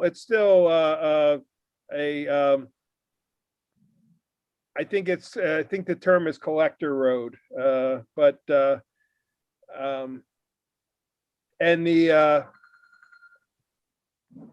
excuse me, I'm sorry.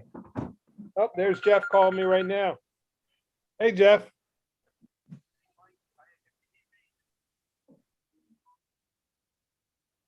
Oh, okay, let me throw you on speaker. B, I have Jeff on speaker. He was watching it on YouTube. So go ahead, B, ask your question. You're muted, B.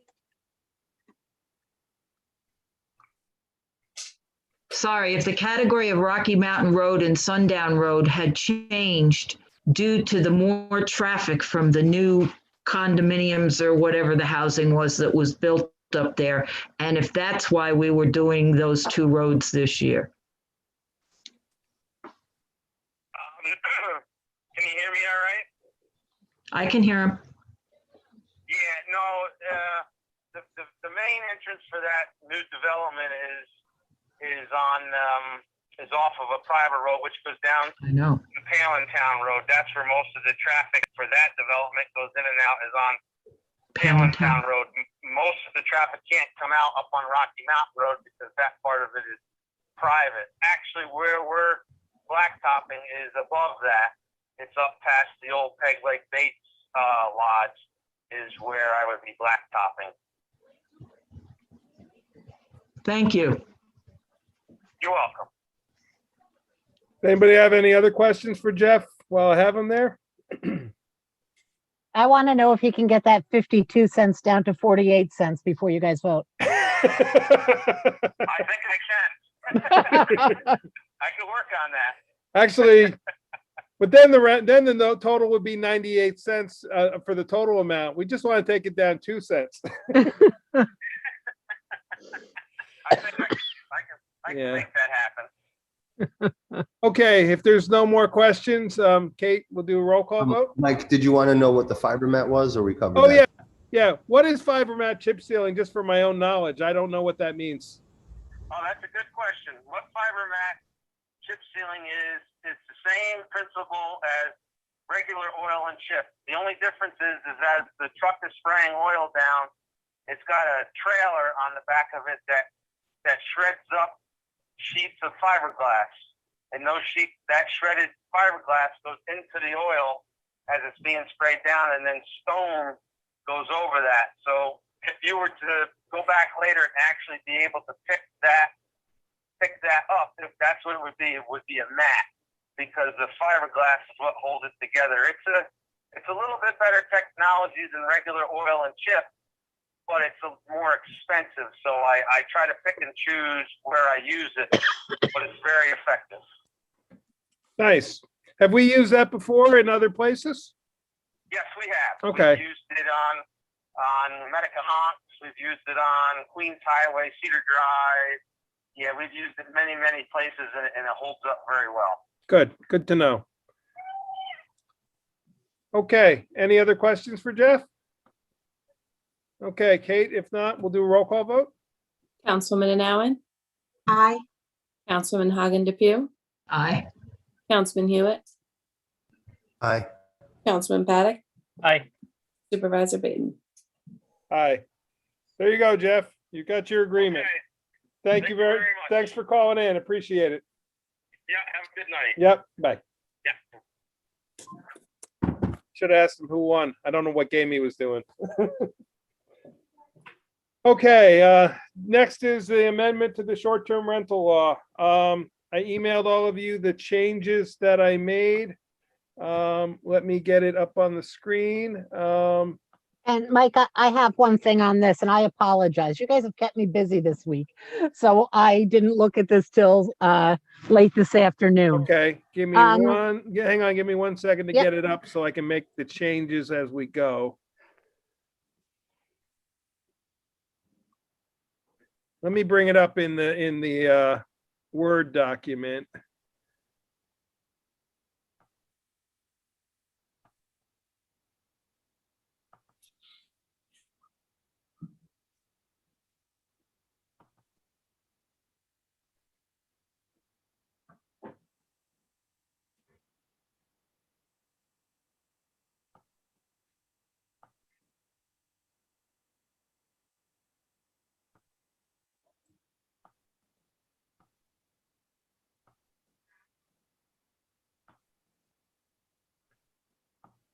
And I still have the red line version going, but it got really unwieldy with 3 versions worth of changes. So what I've done is I took that red line version and accepted all the changes, which is what created this version. So if anybody would like to put them side by side, you are welcome to. They will match. I did do a couple formatting corrections that didn't quite translate with the word, but the words are all exactly the red line version.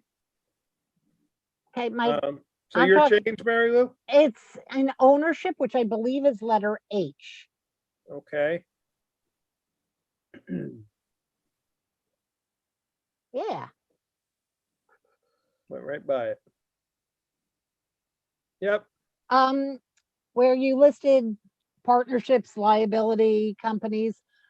Can you please add in limited liability partnership, because that's another liability type of Okay, organization so we'll in New say, York State. we'll say limited liability partnership or a limited liability company. Yes, thank you. The only issue is every type of those things is a type of corporation. No, they're not. No? No. Okay.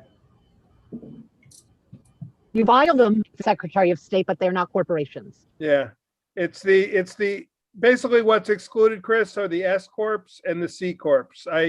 I went to the New York State listing of business entities that could be formed. And all of these are based on individuals with the exception of the limited liability company. And we had agreed that we wanted to keep that one in there. So the corporation is the S corp or the C corp. Thank you. Yeah, I learned a lot about how corporations are set up in the past week. So to walk the board through the changes, primarily that is the change that we made, is the ownership of the properties. The application of the law is, as we talked about, which you must be registered with the county in order to be grandfathered in. And anybody who's not registered with the county would then have to come in as a new. We don't have to set the percentage today. We would set the percentage once we adopt the law. And I did put a range in there of 1 to 3%, as we talked about, because we didn't want future town boards to say, oh, it can be 10% or whatever. So 1 to 3% currently would be somewhere between 36 and 108, roughly.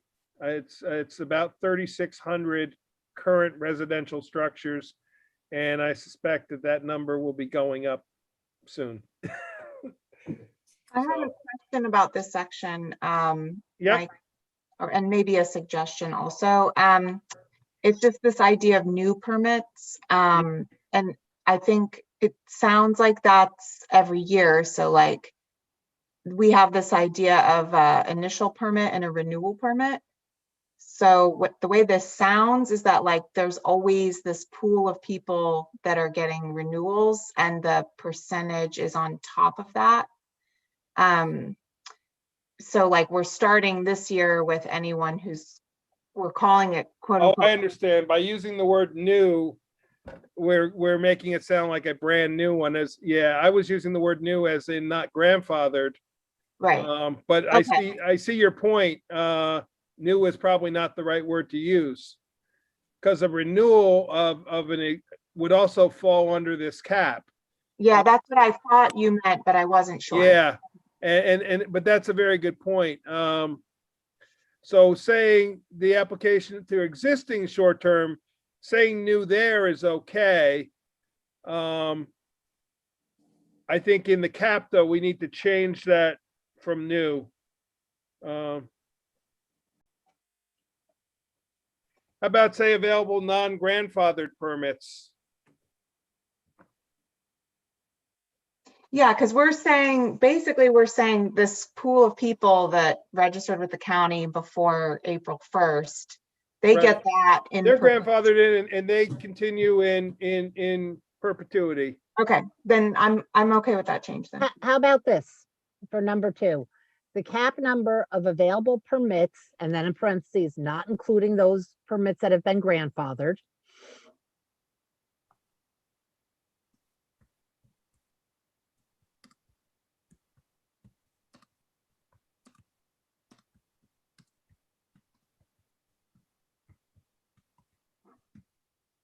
There you go. Great. Yep. And is it okay to use the word new? Oh, wait, shall be established on the. There, it should say the same thing, because that's a dealing with the cap. Yeah, you can delete new there. Yeah, And also delete it in the caption heading. Now it makes a lot more sense, I think, yeah. so how about I say cap number of non-grandfathered permits? That would work. That would work. I think it still conveys it. Yeah. We do have a cap on grandfathered permits. It's just what it is, what it is. Right, the cap is what it is, and that Right. number will never go up, and it will only continue to go down. Right. And that's why I say we take that into consideration each year when we establish the cap. Because if we find, say, 20 people who had them suddenly decide they don't want them anymore, well, then we could say, well, okay, this year we're gonna go 3%. Or we're gonna go 2.5%. Great. That fixes that for me. Thank you. Okay. And that really was the biggest change that we made. Everything else is still the same other than some wording changes. So with that being said, let me just save this so I make sure I don't lose it. And I'm gonna save it with, I'll just save it as public hearing number 3, because that's what this will be.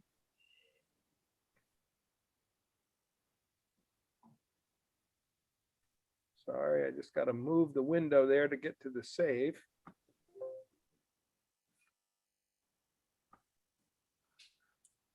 Okay.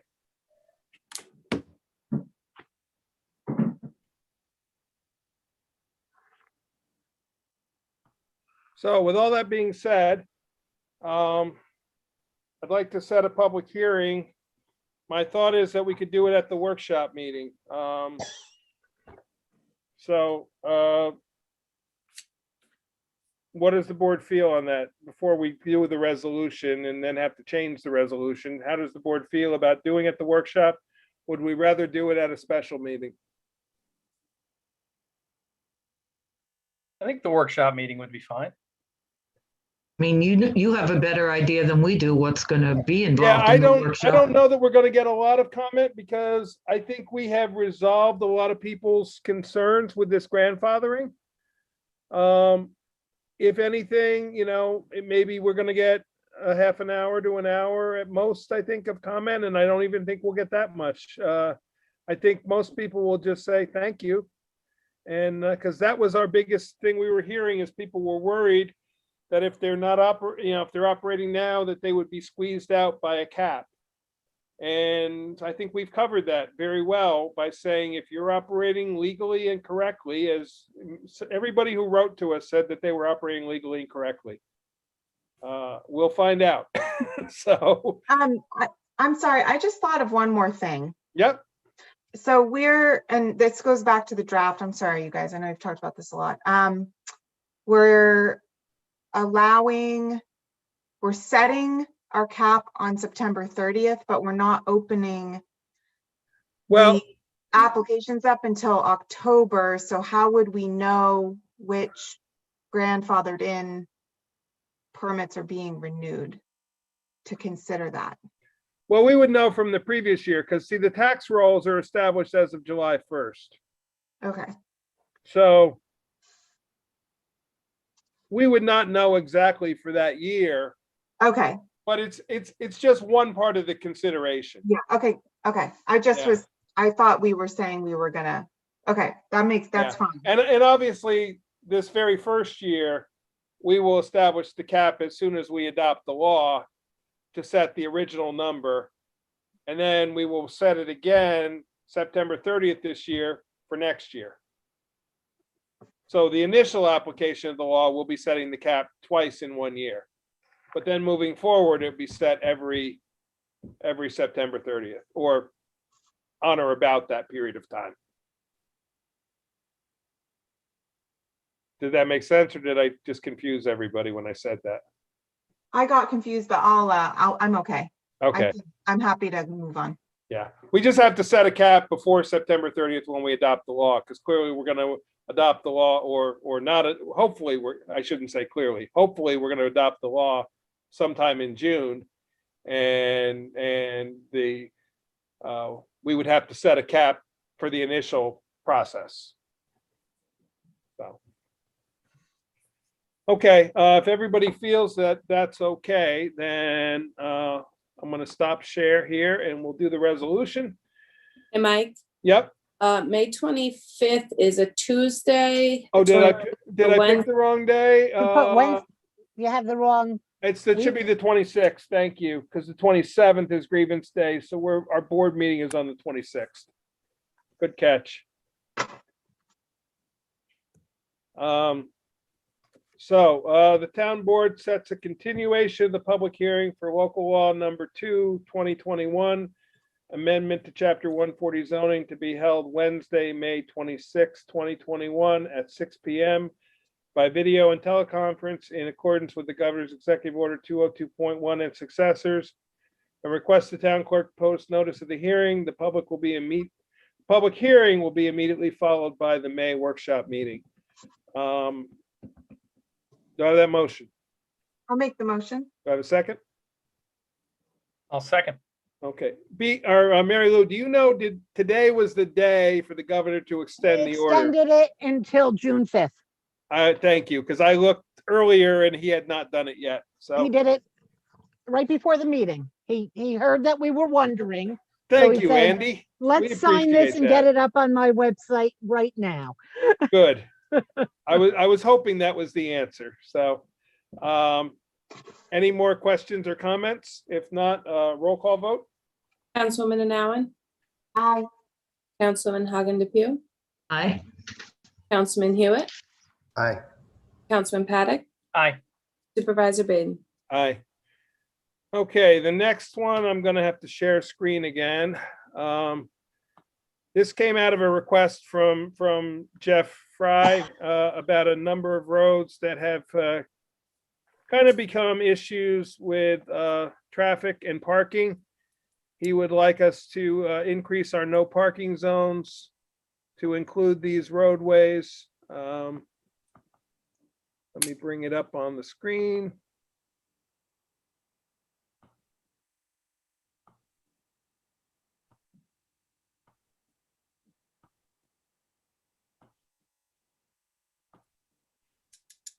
Okay, this would be a local law, amending local law 132, I'm sorry, chapter 132. The roads are as follows. They are the highlighted ones that are added in there. Rock Hill Road, this is from the intersection of Nob Hill Road to the end. Schoolhouse Road from Main Street to the end of Schoolhouse Road. Scenic Road from Main Street to Granite, that already has no parking signs along it. I just asked one day if Jeff, if he knew if it was ever adopted, and we looked into it and it never was. They were just put up there somewhere along the way. Sunset Drive from the US Route 209 to the terminus of Sunset Drive, and Tobacco Road from the Main Street to the terminus of Tobacco Road. So I'm proposing we do this public hearing at our June regular town board meeting. I don't think it will be a lengthy public hearing, so I think we can certainly don't need a special meeting for this. So the motion is the town board sets public hearing for local law 3 of 2021, amendment to chapter 132 vehicle and traffic to be held Thursday, June 3rd, 2021 at 6:30 p.m. by video and teleconference in accordance with the governor's executive order 202.1 and successors, and request the town clerk post notice of the hearing. The public hearing will be immediately followed by the June regular meeting. Do I have that motion? I'll make the motion. Do I have a second? I'll second. Okay, any questions or discussion? I have a question. Yep. How is notice, do we do notice to people that live on these, like on the properties? Just curious. We have not traditionally. We have posted the legal notice in the newspaper and on the website and on the doors. Quite frankly, almost every one of these roads, we have had requests from the public for this to be done. So if the board wants to, we could do a mailing to all the residents along these roads that it would affect. I was just curious because I was like Yeah. wondering how, Yeah. I was just curious. We don't normally, but if the board wants to, I can see the reasoning behind it and the merit for it. absolutely. I That's a don't good know. idea. I like that. A notice to people usually makes them feel a little better. They're part of something, they're part of it. They're Okay, notified. we can certainly pull the addresses of the properties. Do we want to do properties or just properties that have homes? Do we care about vacant lots? You tell me. It's not that big a deal. We can easily pull the list of the addresses from Parcel Viewer and send them a notice. Mary Lou, would we be arbitrary and capricious just doing the properties with know, homes? I would do the ones that are vacant as well, because what if somebody wants to go up to their property and they Okay. don't have a driveway? Fair enough. You know, they're probably more affected. Okay.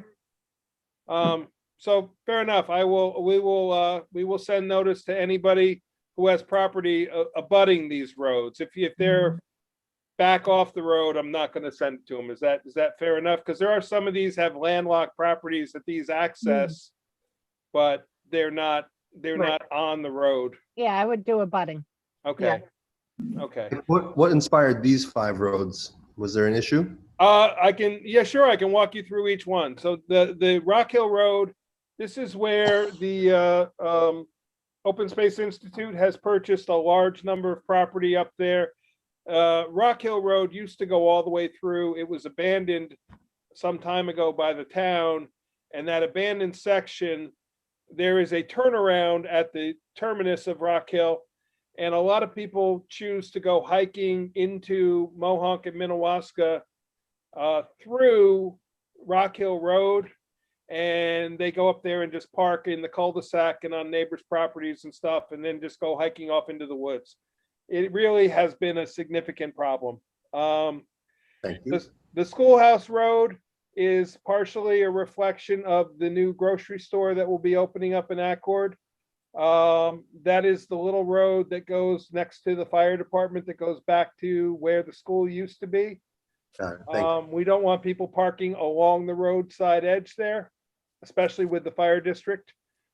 The Main Street to Granite Road is simply, there is no room along there, and the fact that the signs are already up, we're just adding it to the list that it should have been done already. The Sunset Drive is a result of the new ice cream shop being very, very successful. And when their small parking lot fills up, people just stop on the road. And Aaron, I think you can probably add to that, because being that your farm is back there. Jeff brought to me a number of pictures that the residents have taken, and people are parking in people's private driveways. It's gotten way out of hand. And the Tobacco Road is a similar thing. That's the by the train station and the community center. Full disclosure, this will be maybe a bit of a problem during a town event. I was on the fence about this one. If anybody feels we should take it off, I would be open to that. What I was trying to do is avoid people parking along the road in the actual hamlet. So. I see. Because of also the grocery store? The grocery store, and now the granary is about to be redeveloped as well, to some degree. That is a ways away yet, but certainly that will come in time. So I put it on there now, maybe being a little overly ambitious. Tobacco Road has not really been a huge problem yet. I suspect it may become one down the road. Erin, can you give feedback about Sunset Drive? It feels like if they're busy, they're busy.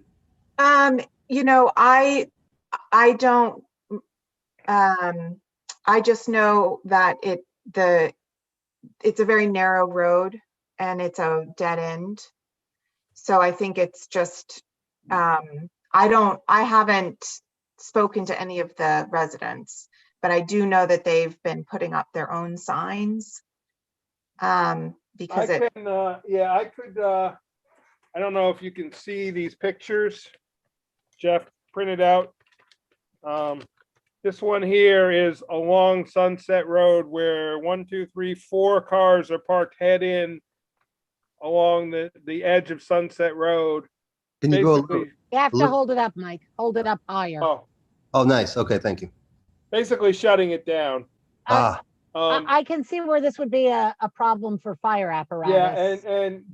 the Sunset Road was the one Jeff came to me with. The Rock Hill Road one has kind of been lingering since last summer.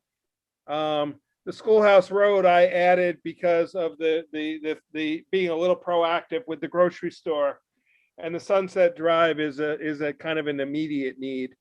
But I suspect it's not gonna lessen because the store is doing very well and we're glad for that, but we don't want people parking all over the roads. Would Mike it- has the grocery store, is it still pending? It was approved by the planning board. Okay, They are, Thank you. they are now in the process of pulling building permits and moving forward with. It was approved with a number of restrictions, but And I think they're planning on opening like in the next 2 months or so. So Yeah, I believe it'll so. be in peak Yeah. summer. yeah. On Sunset Drive, and I don't know if this would even work, because I see what Chris was saying, success is good. What if would there be room for fire apparatus if there was parking on one side of the road but not the other? I don't know. I know it's very, very narrow. I don't know I if think Jeff is one still side has on. a really bad drop off and a really bad edge. It does. Okay, I can see where that would, It's Yeah. very narrow and it's also, again, it's like, it's just a little short road. Well, it goes That's in, true. and then it makes an immediate dog leg.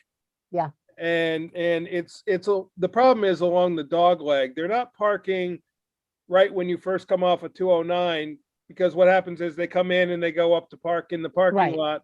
But if the parking lot's full, they go past the parking lot and they turn left on Sunset and just start parking along there. And the one neighbor in particular is really being impacted.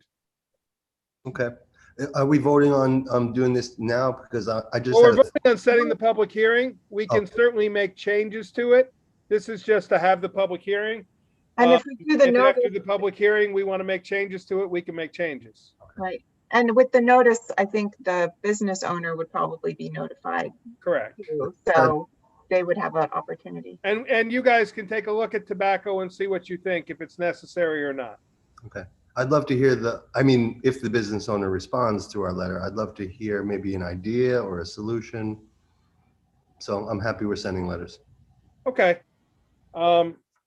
So we're amending the motion to say, the supervisor, will coordinate, letters to be sent to all bounding owners of these, the additional roadways.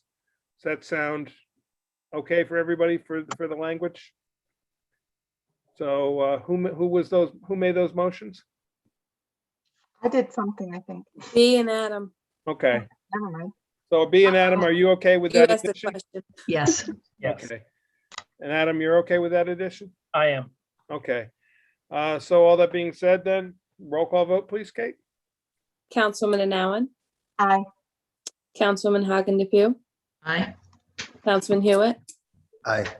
Councilman Paddock, Aye. Supervisor Baden. Aye. Okay, next, I'm gonna turn it over to Aaron. I had initially put this resolution together just to circulate requests for names for the Climate Smart Task Force, but Aaron wrote a draft. Do you have it handy, Aaron? If not, I can put it up. You're muted there. Ooh, you mean for me to share? I have Yeah. it printed and I have it, oh no, I don't. I can pull it up if you Okay. don't. Yeah, okay, let me pull it up. I have Um, it printed, so.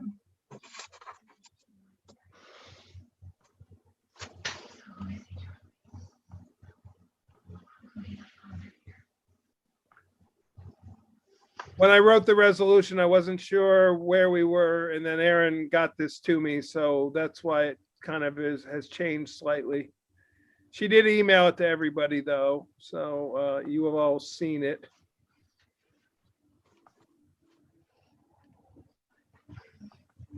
I'll bring it up in the Word in case we want to make any changes to it. Yeah, yes, please, yeah. So just, I mean, while you're getting that up, we discussed the task force at our workshop meeting, and there were some feedback and ideas that came up.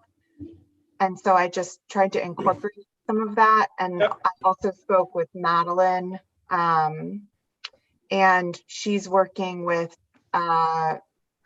experts who, through Cornell Cooperative Extension, through the grant program she's doing. So she invited me to a meeting with them, and we talked about some of the things that we talked about in our meeting, and they kind of advised me on some of the language. So I just put this draft together to try to like put it all in, but I'm happy to, you Yeah. know, So rather than doing this as a resolution, right, we'll do this as a discussion item. Let's talk through it. Then if we decide we want to make it a resolution, we'll do that. Does that sound like a good idea? So why don't you Yep. go ahead, Aaron, and walk us through it? okay. Tell me when you So- want me to scroll and I will. Okay, great. So the first part, whereas the town of Rochester passed the Climate Smart Communities Pledge Resolution, and I've got the date on that. It's December 3rd, 2020.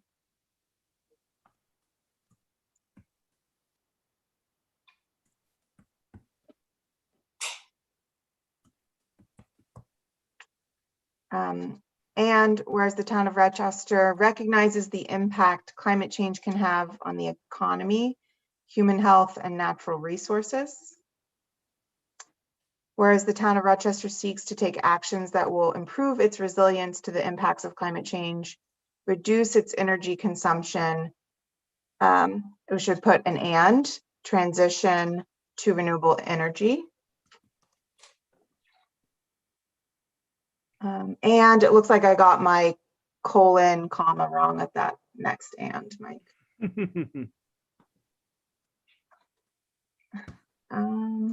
Whereas the New York State Climate Smart Communities Program lists the creation of a Climate Smart Communities Task Force as a mandatory step in the program. Now therefore be it hereby resolved. Wouldn't be an and.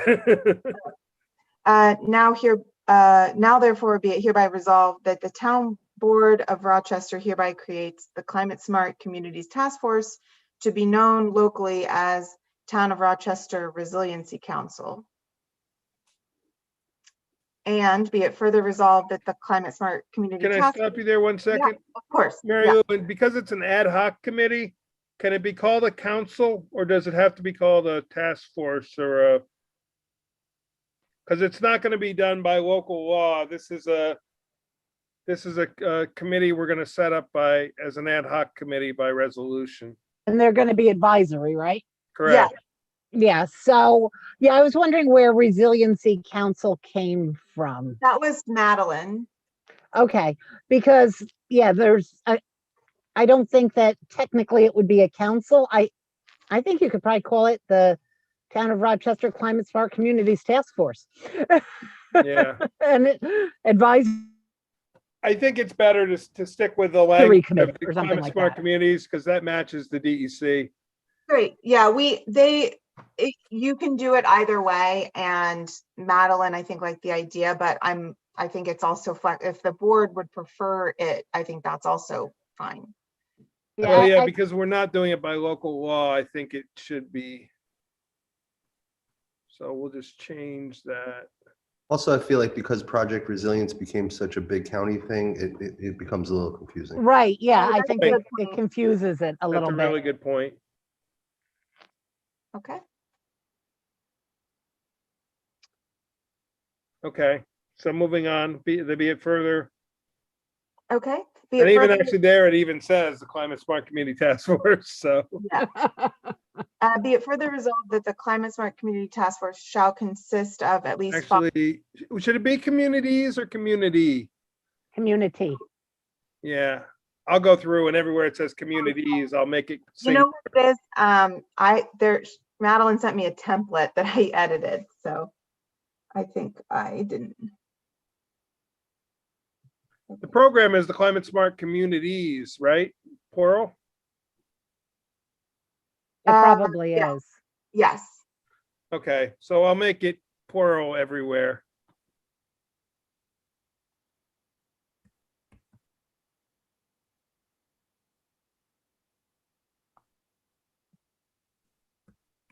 Okay. If I see any more as we go, I'll fix it.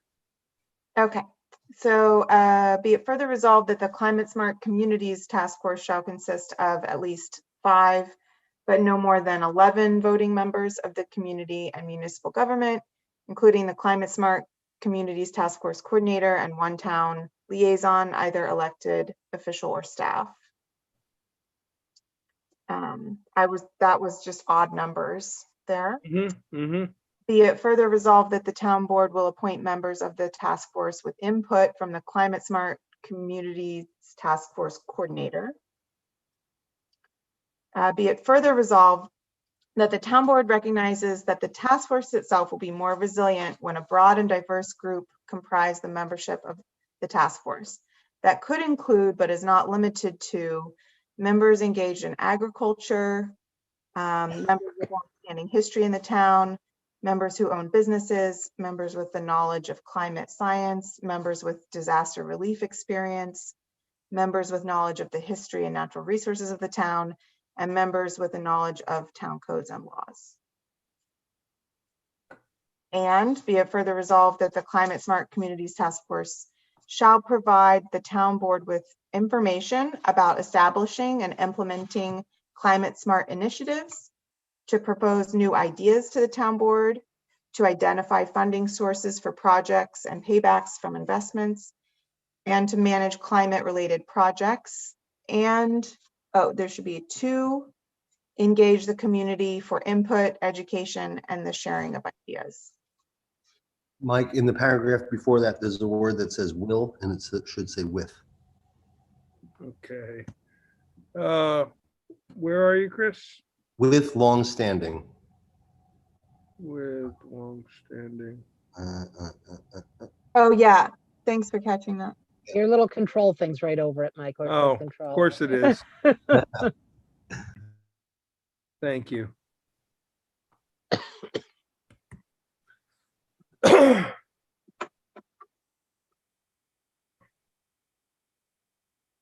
Okay, you want to move on, Aaron?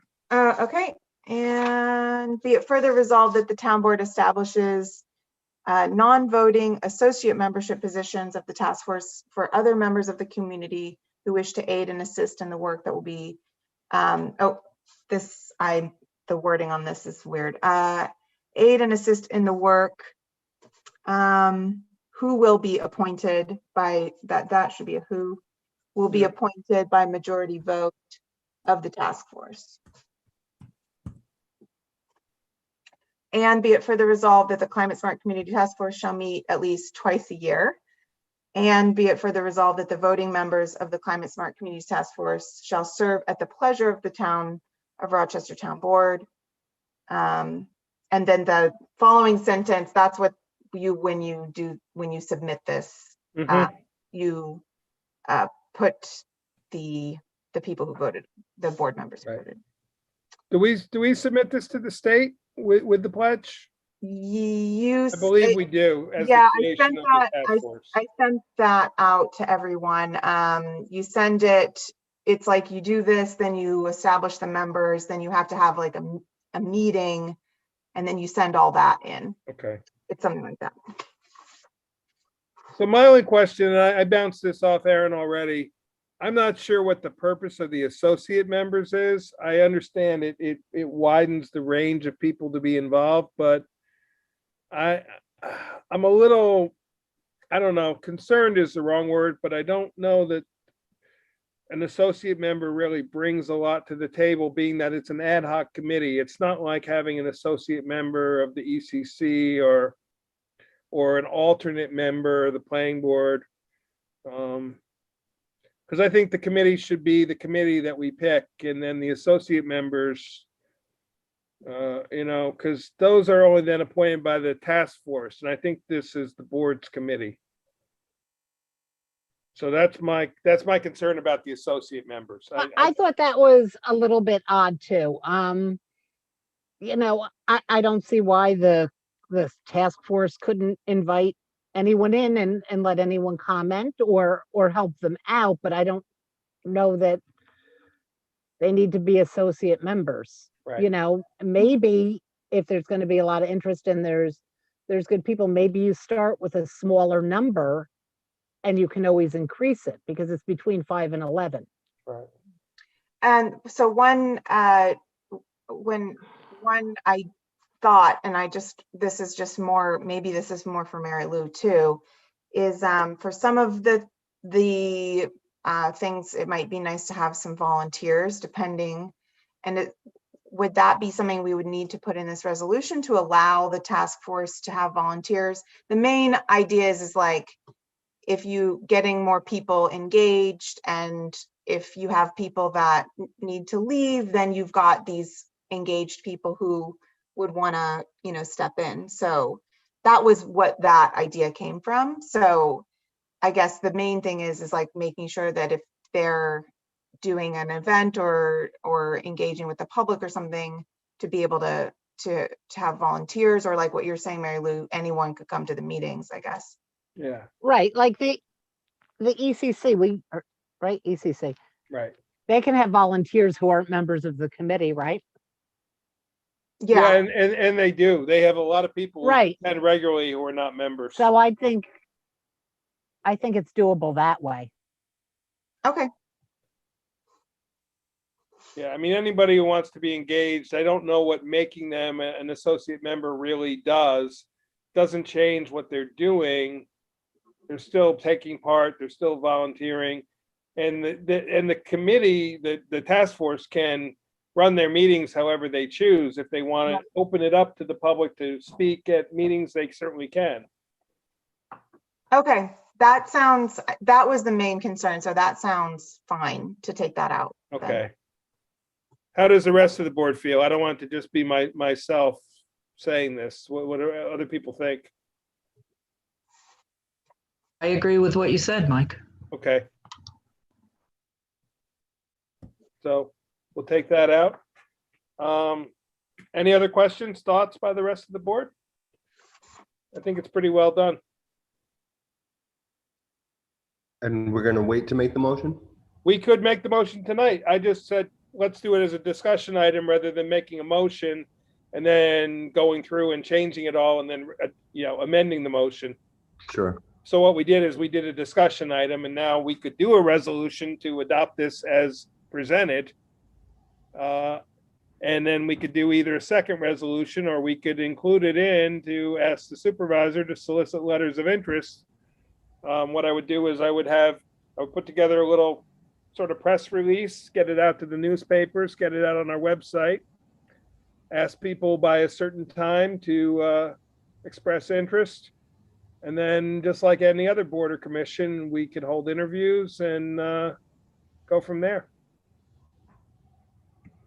I'm in favor of creating, are we creating the task force with this? Yeah, resolution? so this resolution would create the task force.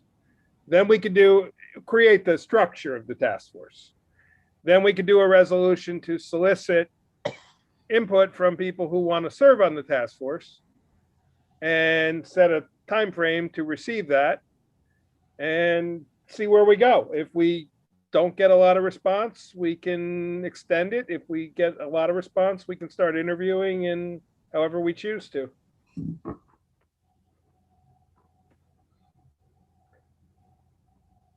So I'll make a motion to create the Climate Smart Communities Task Force with this resolution. okay.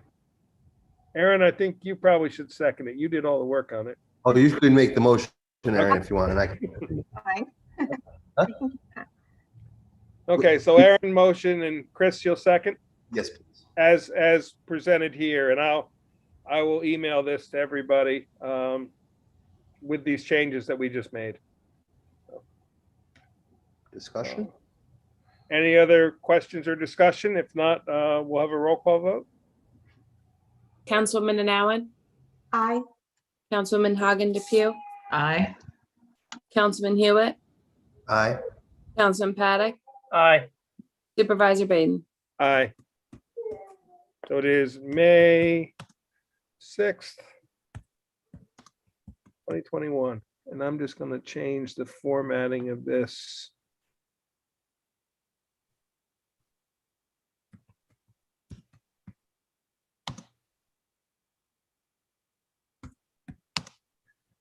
Okay, I'm gonna save this. Aaron, I'm just gonna save over your old one. I'm assuming you still have it, so.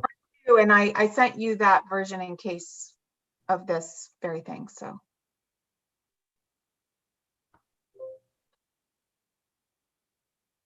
you Can't have to- save it because it's only read only. Okay, so You we'll, can I'll just enable it. rename it. I'll just rename it. Well, I'll take away the draft. Oh, yeah. There we go.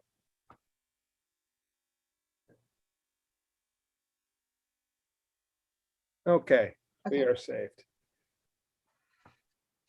Okay, does the board want to advertise? We want to wait a month. What do you feel like? Okay, well, we'll happy go to- ahead. Advertise. Town board authorizes the supervisor to solicit letters of interest from residents who wish to be considered for membership on the Climate Smart Community Task Force. Let's do it without a date. If, as we get them in, I can keep you up to speed. If we get a lot, or do you want to set a date? Where will we post this, Mike? On the website, I will get it in both the Shungum Journal, I'll do a news release of it.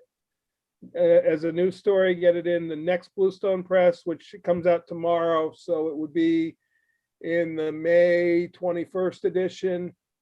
And I'll get it out in the Shungum Journal next week, so in the 13th edition. You want to do it by the June workshop meeting?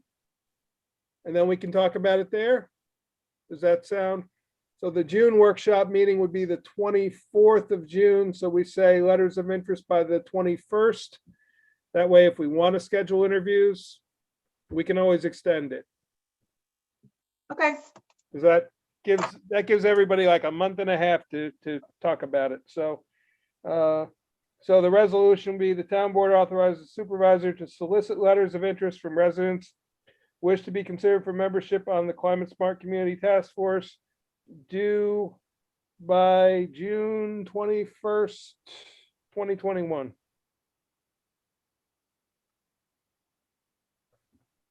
I'll make Um, the motion. You want to make that resolution, Aaron? Yeah. Okay. Chris, you want to second it? Second, Okay. Roll call vote, please, Kate? Councilwoman Anowen, Aye. Councilwoman Hagen DePew, Aye. Councilman Hewitt, aye. Councilman Paddock, Aye. Supervisor Baden. Aye. American Tower Corporation lease. I know I keep bringing it up. The guy keeps emailing me saying, did you decide anything? What do people think? Do we want to say thanks, but no thanks? Do we want to consider doing the extension? I think the flat buyout for me is not a viable option. I think, it's a nice chunk of money at one time, but I think unless we have something we're really going to do with that money, and then we're going to lose that revenue for the rest of the, foreseeable future. So, Mike, I would ask Chris brought it up at the last meeting, if there's a way that we could workshop this out, whether, in an executive session, so we could talk about the numbers. Yep. And, is that possible? absolutely. You know what I'll do? He doesn't seem to be he's in a hurry, but it doesn't seem to be changing. He keeps throwing new numbers at us. Why don't we talk about it at the workshop meeting? We can go in executive session. I don't want to do it now because we have some other things.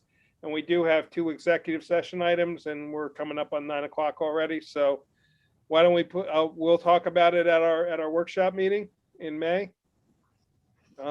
We can talk more specifically about numbers. Mary Lou, being that this is a negotiation of a contract, we can talk about it in executive session? I'm gonna look into whether we can Okay. do that because Okay. it's,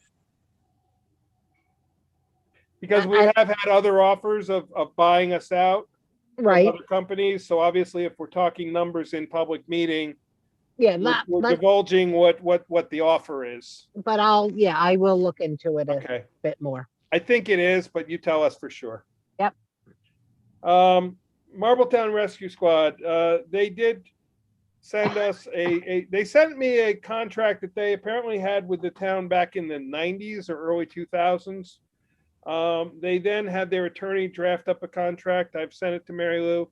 She probably has not had time to look at it, so Oh, I think, I actually did look at it a little bit. okay, But they were looking for $5,000 and they said they cover 101 properties. yep, What do we give to Kerhonkson 22,000, and how many properties do they cover? the rest of the town. Yeah, a lot more than Agreed, and the 5,000. That's my yeah. first impression of it. And mine too, and while we're talking about it, so the 5,000 was a placeholder in the budget that we put in. Mhm. They have run with that as that's the amount we're gonna give them. My opinion is that's the highest amount we're gonna give. I think we should talk about it. I also do though, and bear in mind that we have not given them any money for a very long time. So, they have been serving us with no funding at They all. have. They've been serving those 101 Yeah.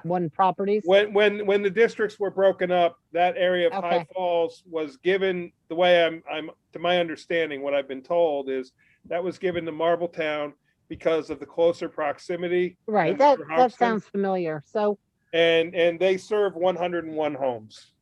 They have much higher expenses these days. They have gone to paid EMTs. They have moved away from the 100% volunteer, which is why they're talking with Marbletown. They are talking with Rosendale. They're talking with us. Marbletown and Rosendale obviously cover much more of their district than we do. Ours is High Falls and Rock Hill Road and that area. mhm. So I'm a little concerned about the equity of the amount myself. Yeah. So, do you want to look at the contract a little closer? Does the board want to sort of ponder the amount and decide if it should be a different, does anybody have any other thoughts on it? What was the letter that we got from Newport? Something out of Well, Newport. the letter we got from How does that Newport. play into this? Yeah, and I don't know how to respond to it, to be honest. New Paltz is proposing to the state, I think, or the county, I'm not sure which it is, to become a regional ambulance. They want to expand considerably and cover a much larger regional area of coverage. And they were asking for a letter of support from us. Before, obviously before we respond, I would want to know what Kerhonkson Accord thinks about this. I feel we owe them that sort of, respect for what they do for us on a volunteer basis. And I also am a little fearful that if this large area is covered, that we would be locking ourselves potentially into some sort of very large contract, because I can tell you a lot of other municipalities have contracts for rescue in the tens, if not hundreds of thousands, so. Yeah, I would recommend that. Well, are we talking about Newport's later down on the agenda or? Well, I didn't put or it not? on the agenda. Okay. It morphs into this same discussion. Right, can I recommend that perhaps someone wants to make a motion to have the supervisor discuss the Newport's letter with the president of Kerhonkson Accord? And also maybe, Mike, while you're discussing that, you could see what their feelings are about Marbletown. Well, in that sense, I could tell you, they have been involved in the Zoom meetings we've been having. They have been invited to them. We've been having Zoom meetings with Marbletown, with Rosendale, Marbletown, Rochester. Accord First Aid, Kerhonkson Accord First Aid Squad has attended. The Accord Fire District has attended. The Cottikill Fire District, many of the fire districts have attended as well. And it's been an ongoing, very productive, open discussion about how to make sure we have good EMS coverage in our area. Quite frankly, I wish the state would just make EMS be the same as fire, but they seem to be reluctant to do that. So we're all kind of left to sort of fumble along. Some of us with volunteers, some of us with paid, some of us with fire districts that have EMS. Some towns are going straight to Mobile Life and having a contract with Mobile Life. Could we use that block grant funding? Could that be something that we could apply for to fund our rescue squads? Hard to say. Okay. Absolutely definite, maybe. And I hate to be so, until the state tells us what, or the Treasury Department tells us what the rules are. My guess is no, but maybe. You know, we could see once the rules come out, the resolution that came out of the Congress is very vague and I think for a reason. And they're leaving it to this Treasury Department to set the rules. They have come down with rules for the cities and counties. They have not developed rules yet for us. Because we're the second tier, because the money goes to the state and then the state disperses it to us. Is there a way to determine a per home cost of ambulance services to our town? Well, we could divide the number of homes that we know exist minus the 101. And, you know, clearly it's pretty rudimentary math. I don't know, you know, how accurate it definitely is, because ambulances are covering more than just homes. They're also covering hikers, motorcycle accidents, vehicle accidents. And also there's overlap, so it wouldn't be necessarily subtract 110. Right. Because when I met with Joe Vitti, Well, there's overlap said with what they're all trying to do is- mutual aid. So when a call goes out, when a call goes in through 911 system, they call the location. They call, you know, if it's Cohonson Accord, they call them first. If they don't respond within a certain number of minutes, then a second call goes out to a mutual aid, which could be Marbletown, it could be Ellenville, it could be Mobile Life. Like, yeah. You know, it could be many options. So, cool, thank you. yeah. So the mutual aid works both ways. Cohonson Accord does mutual aid to Marbletown as well. I suspect not as much anymore now that Marbletown has gone paid, because that means they have somebody sitting there waiting for a call. Whereas in Cohonson Accord, when there's a call, volunteers have to go. Now, I think Cohonson Accord B, you may know this. I think they staff it there though, at certain times, like overnights, there's somebody sitting there. There may be, I wouldn't say for every night, but Not there every may night, be. but I think Most of the time many they nights are there on people call. They're on call. They're on call. Yeah. So, Yeah, and it's tricky because what I heard you saying, Mike, is that the costs of the calls are more for the Marbletown squad because they're Right. not 100% volunteer. But on the other hand, we're relying really heavily on our volunteers. Right. So it's tricky. it's very tricky, and you know, certainly we don't want to appear to disrespect anybody or slight anybody, but we want to keep it fair and equitable. I mean, there's no doubt we should probably be paying Cohonson Accord more money, but we've paid them what we have always paid them. They are appreciative of what we give them. We also, in addition, we plow their parking lot, we salt and sand their parking lot. We also buy their fuel oil for them, and then they reimburse us. But because of that, they get it at the discounted municipal price. So we have the contract for fuel oil for their facility, and they reimburse just like, and they also get their fuel for their vehicle through us at Highway, but we're paid back at cost. So, but those services that we are able to provide to them do save them money. So we are giving them a benefit, maybe not a financial benefit, but we are saving them finances by doing all those things. And I don't know if you can, you know, you could put a dollar amount on that, but who knows what it is. So did we want to make a motion to authorize the supervisor? Yeah, I think we probably should before we move forward on the Marbletown contract. Mary Lou, it was so long ago that you said it, unless Kate, I don't know if you have it written down. I have a motion that, to authorize the town supervisor to discuss the New Paltz letter with the Cohasson Accord Rescue Squad.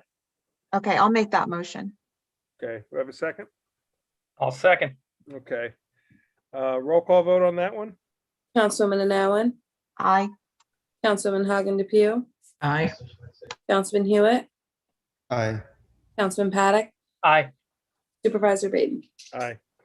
Okay, I'll do that. I'll come back with a report of that. Mary Lou, if you can look at the contract a little bit closer and see if there's anything in there. I was okay with the other things. Okay. That was my only concern. Yeah. I was okay with the Okay. other provisions of the contract.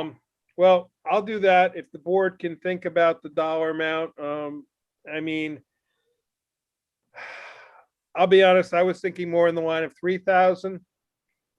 You know, if you think about it, it's probably about 3,500, or we could do it by number of calls. I mean, I do know the number of calls that Cohasson Accord responded to versus how many calls Marbletown responds to on average 1 to 1.5 calls a month. We're only talking 12 to 18 calls a year. Now, they do come in on mutual aid occasionally. There is that. And that is as many as 5 or 6 a month. But even still, we're talking 80 to 90 calls a year, whereas Cohasson Accord is doing more in the neighborhood of, I think it was like 500 or 600. So maybe that's the way to sort of figure out the division rather than number of homes, the number of calls. So, okay. The ban for the Millhook Bridge. At B's request, I sent you guys a chart of where we stand. Do you want me to put it up on the screen, or are you all comfortable looking at it? So that's the debt we currently have. We have 110,000 on the one. I didn't print it, so I guess I either have to put it up on the screen or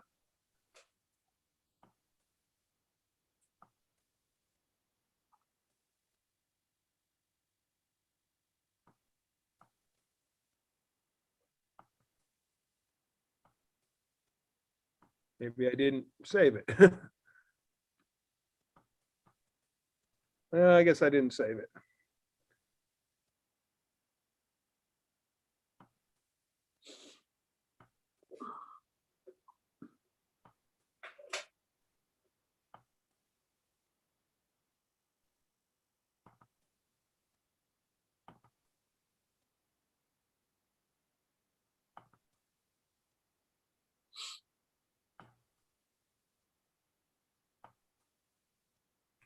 Well, my apologies. I can't find where I stored it, but you all have it. So if somebody has it handy, you could read the numbers. But basically, we have 2 bans and we have 2 more years left of the truck payments at this point. The truck payments are about 170,000 roughly.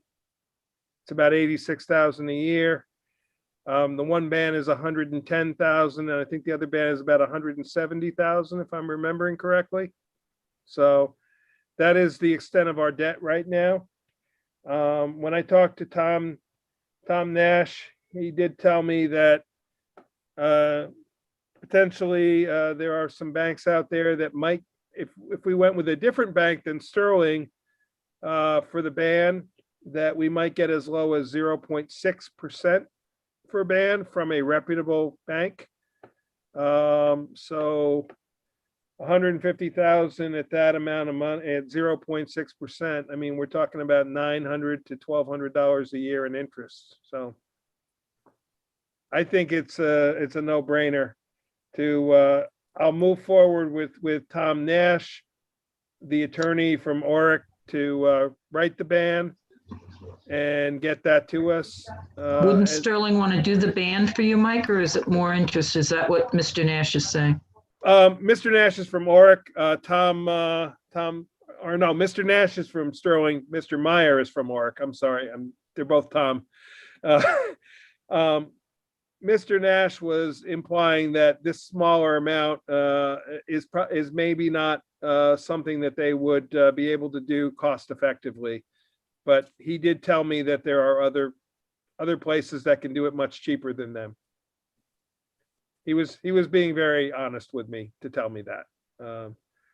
They would probably have to do it in somewhere in the neighborhood of 2% because of the amount, and our other bands are with them. They are more, they were more money when we took them out. He did say that there are other banks that are aggressively going for the smaller municipal markets, and some of them are in this area. So if we have Mr. Meyer write the band, then I would contact the bank. I don't want to name names, but I would contact the bank that he recommended we speak to, see if they were interested. And he indicated that we could probably get it in the neighborhood of about 0.6, 0.7%. So, and that way we can defer the cost to next year. And if we decide, we could take out the band, and as soon as we take it out, if we decide we have extra money this year, we could pay off part of it this year and then owe less next year. So I'd like to make a motion, authorize the supervisor to seek a bill for the Millhook Bridge replacement, or a ban for the Millhook Bridge replacement from Oric. I don't have their official lengthy name. I don't know if you know it all, Mary Lou. I can fill it in for Kate later, but Oric is the first name. These things change constantly, Yeah. so Yeah. I'm not even gonna guess the name du jour. Yeah, got it. I'll make that motion. Do I have a second? I'll second. Okay. Any other thoughts or discussions? If not, that has to be a roll call vote because it's a ban. So, Kate, Councilwoman Nowen, Aye. Councilman Hagen DePew, Aye. Councilman Hewitt, Aye. Councilman Paddock, Aye. Supervisor Baden. aye.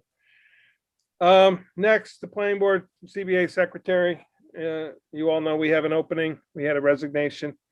What's the board's feeling? Do you want me to put out an Indeed ad for it? I did speak with the county. There is no job description for it because it is an exempt position. So it is local determination what the job is.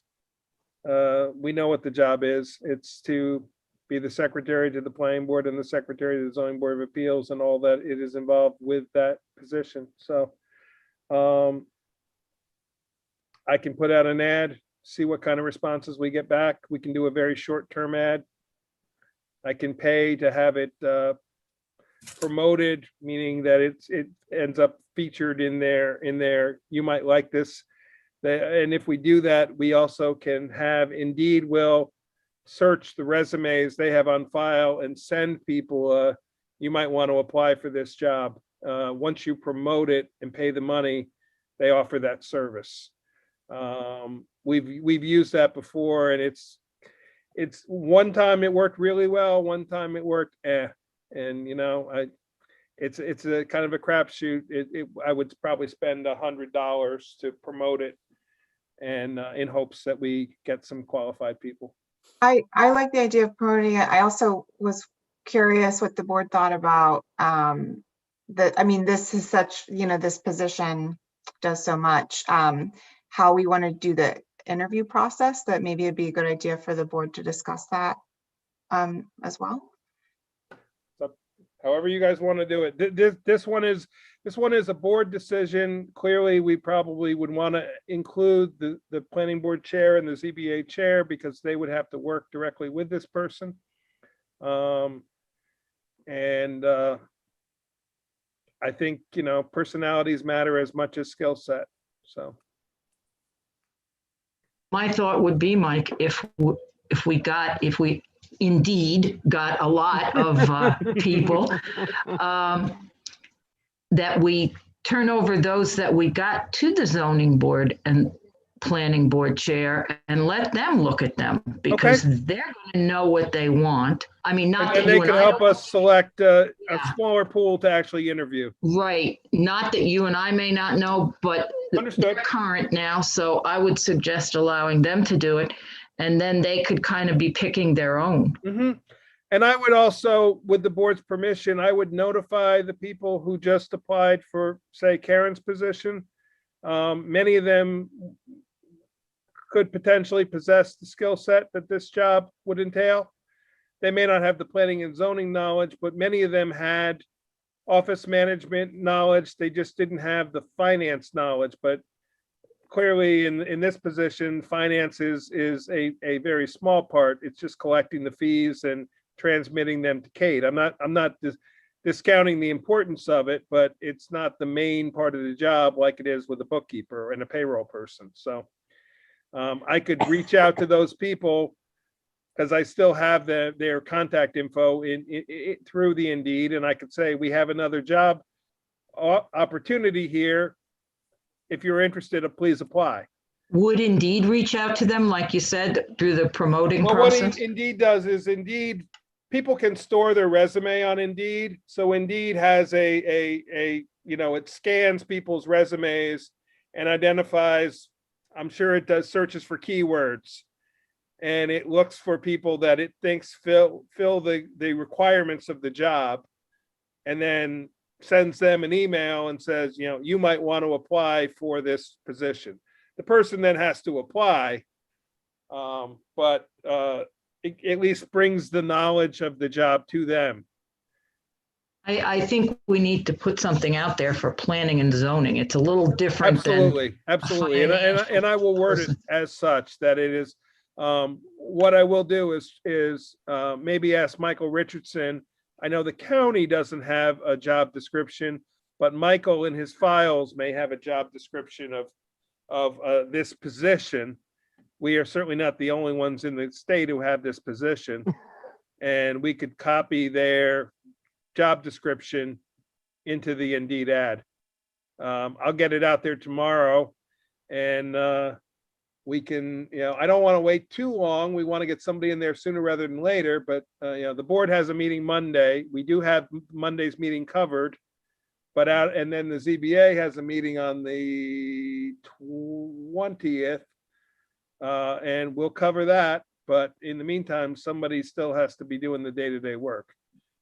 It's been a team effort. Kate's staff has pitched in, Alyssa has pitched in, she's getting maps signed by Maren and getting them back out to people. And so, yeah, Aaron. I just wanted to clarify, just so we're all on the same page. I liked B's idea of having the chairs take a look at the pool of applicants.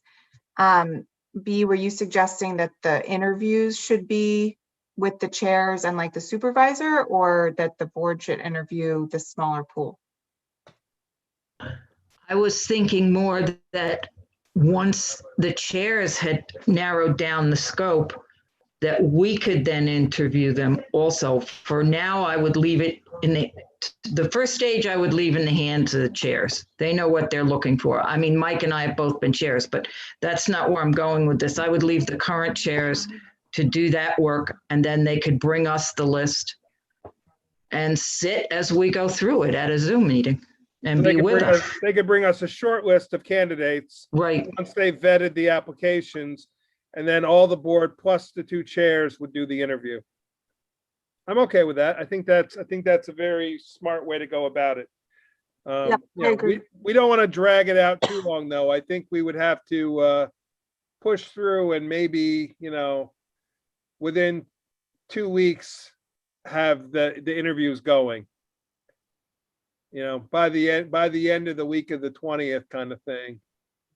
If we could, but yeah, I like that idea. Well, hopefully. For a process, yeah. We'll see how the interview, how the numbers, I'll get the ad out tomorrow. If the board approves me to do it. And if you want to set a maximum amount to spend, and then I'll do it that way. So. $100 sounded fine. Okay. Because I'm only thinking of a 2-week period, so $50 a week, to promote it, would be about. You're going to advertise for 2 weeks and then you're going to allow the chairs to look them over and then we'll get it. So what do you think your time frame is? Well, what I think B is as they come in, maybe not even as waiting 2 weeks to get the pool, as the candidates come in, I'll just forward the resumes to the two chairs and they can individually look at them and say yes or no. And we can move, or maybe, because in Indeed, you can say yes, no, or maybe.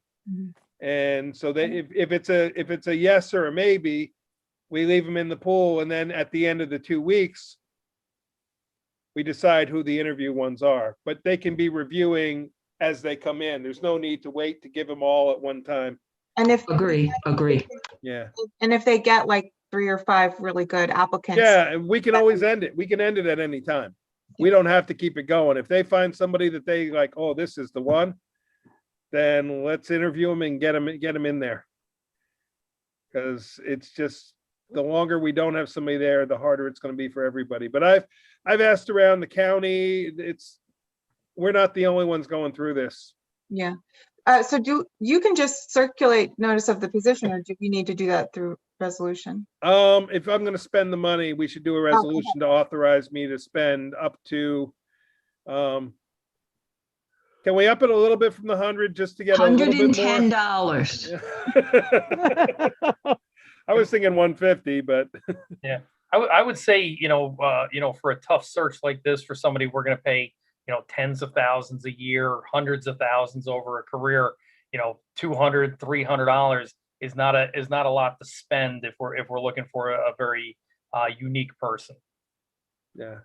Okay, 150. Okay, Do I hear 175? okay, No. okay. So the resolution will be to authorize the supervisor to circulate a notice on Indeed for planning board ZBA secretary at a cost not to exceed $150. Okay, I'll make that motion. Do I have a second?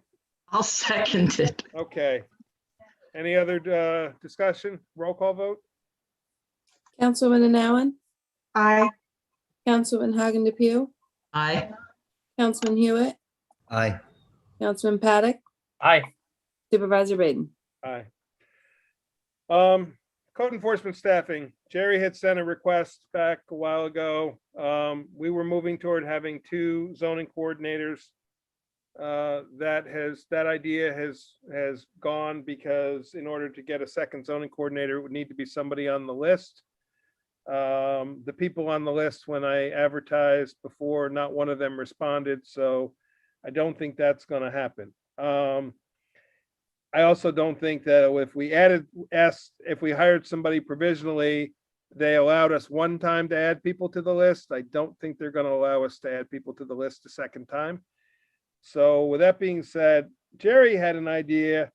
We've now increased Courtney to the 28 hours. We have Alyssa at 40 hours. Jerry had an idea that a part-time person, 20 hours a week would work for him in addition to those other 2. The good news is if we wanted a part-time person, we have the ability to have a part-time clerk already. That's exactly what Courtney was doing. She was the part-time clerk. We just made her a deputy town clerk to increase her hours. We could replace her with another part-time clerk at 20 hours a week.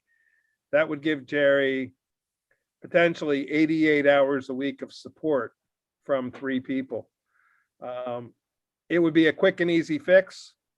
We could advertise for it, similar to what we were just talking about. The rush is not as crucial because we have 2 people in there already.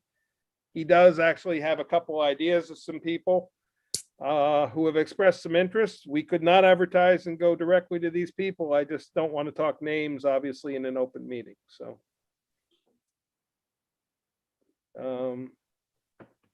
So you guys tell me what you think. The position is already there in the town, so we can fill it at any time.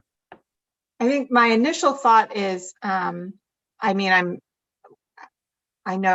initial thought is just it would be nice to have, I think what we were moving towards was having more expertise. So Mhm. I guess I'd be curious to hear who the specific people were. Well, I will tell you, the one person he's talked to has the knowledge, maybe not the expertise of the position, but has the knowledge. And I'd be happy to divulge to you in executive session the name or email you the name of who we talked to. And I think most of you, if not all of you, would recognize it. So, but that doesn't mean it has to be that person.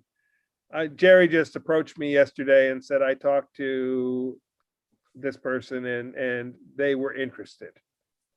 So I'll leave it at that. But if we want to go a full-time position, then we're going to have to identify a new title, or we're going to have to call it a clerk full-time, in which case we go competitive. If we are willing for it to be a 20-hour-a-week position, then we can just move forward with filling a position we have right now. So any thoughts? I will follow Jerry's lead. I think it's a good idea. Okay. When we go into executive session, I can divulge the name to you. We can always come out and do a resolution if we want to. I think. Can I do that, Mary Lou? It is about the employment of a particular Yes. person. Yep, you can. Okay, okay. In the interest of time, I'm going to skip the no littering law.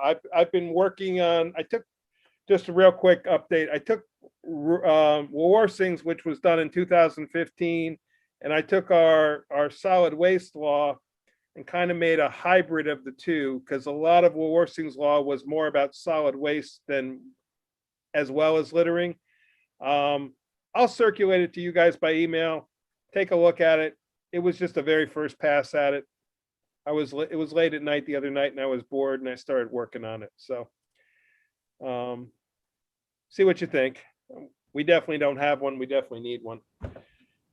And with that, we need to do a motion to enter into executive session for three purposes. One is to discuss it's an acquisition of property, Mary Lou. How do I word that? Acquisition of a specific property.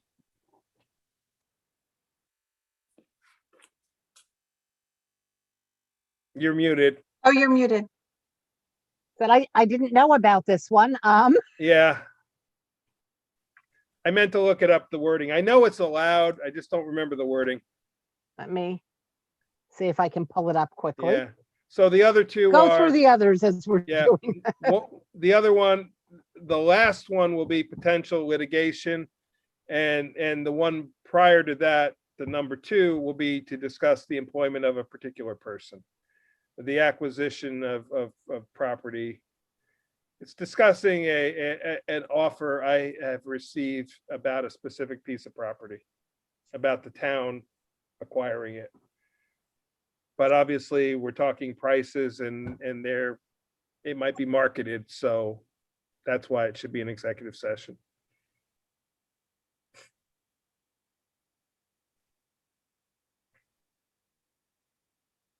Stay tuned. Yeah, I used to have my little cheat sheet that told me the I think it was 7 or 8 reasons that are allowed.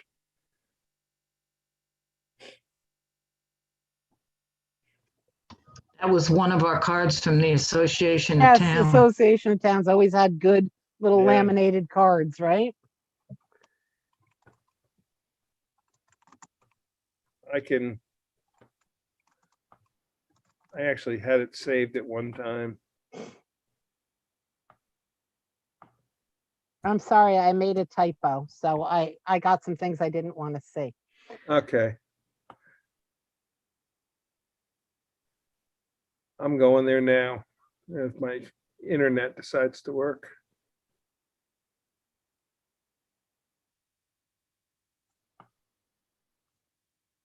Okay, I'm almost there.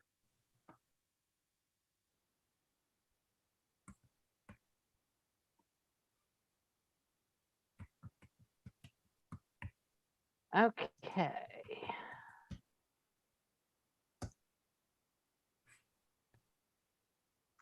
The proposed acquisition, sale, or lease of real. Thank property. you. There you Thank go. you. just as I got it. You win. Okay, I'll send you a prize. Can thank you read you. it again, Aaron? Yep, so the proposed acquisition of a particular property. Number two is the discussion of a particular, the employment of a particular employee. And number three is to discuss potential litigation. Okay, I'll make that motion. Okay, do I have a second? I'll second it. Okay, and at 9:32,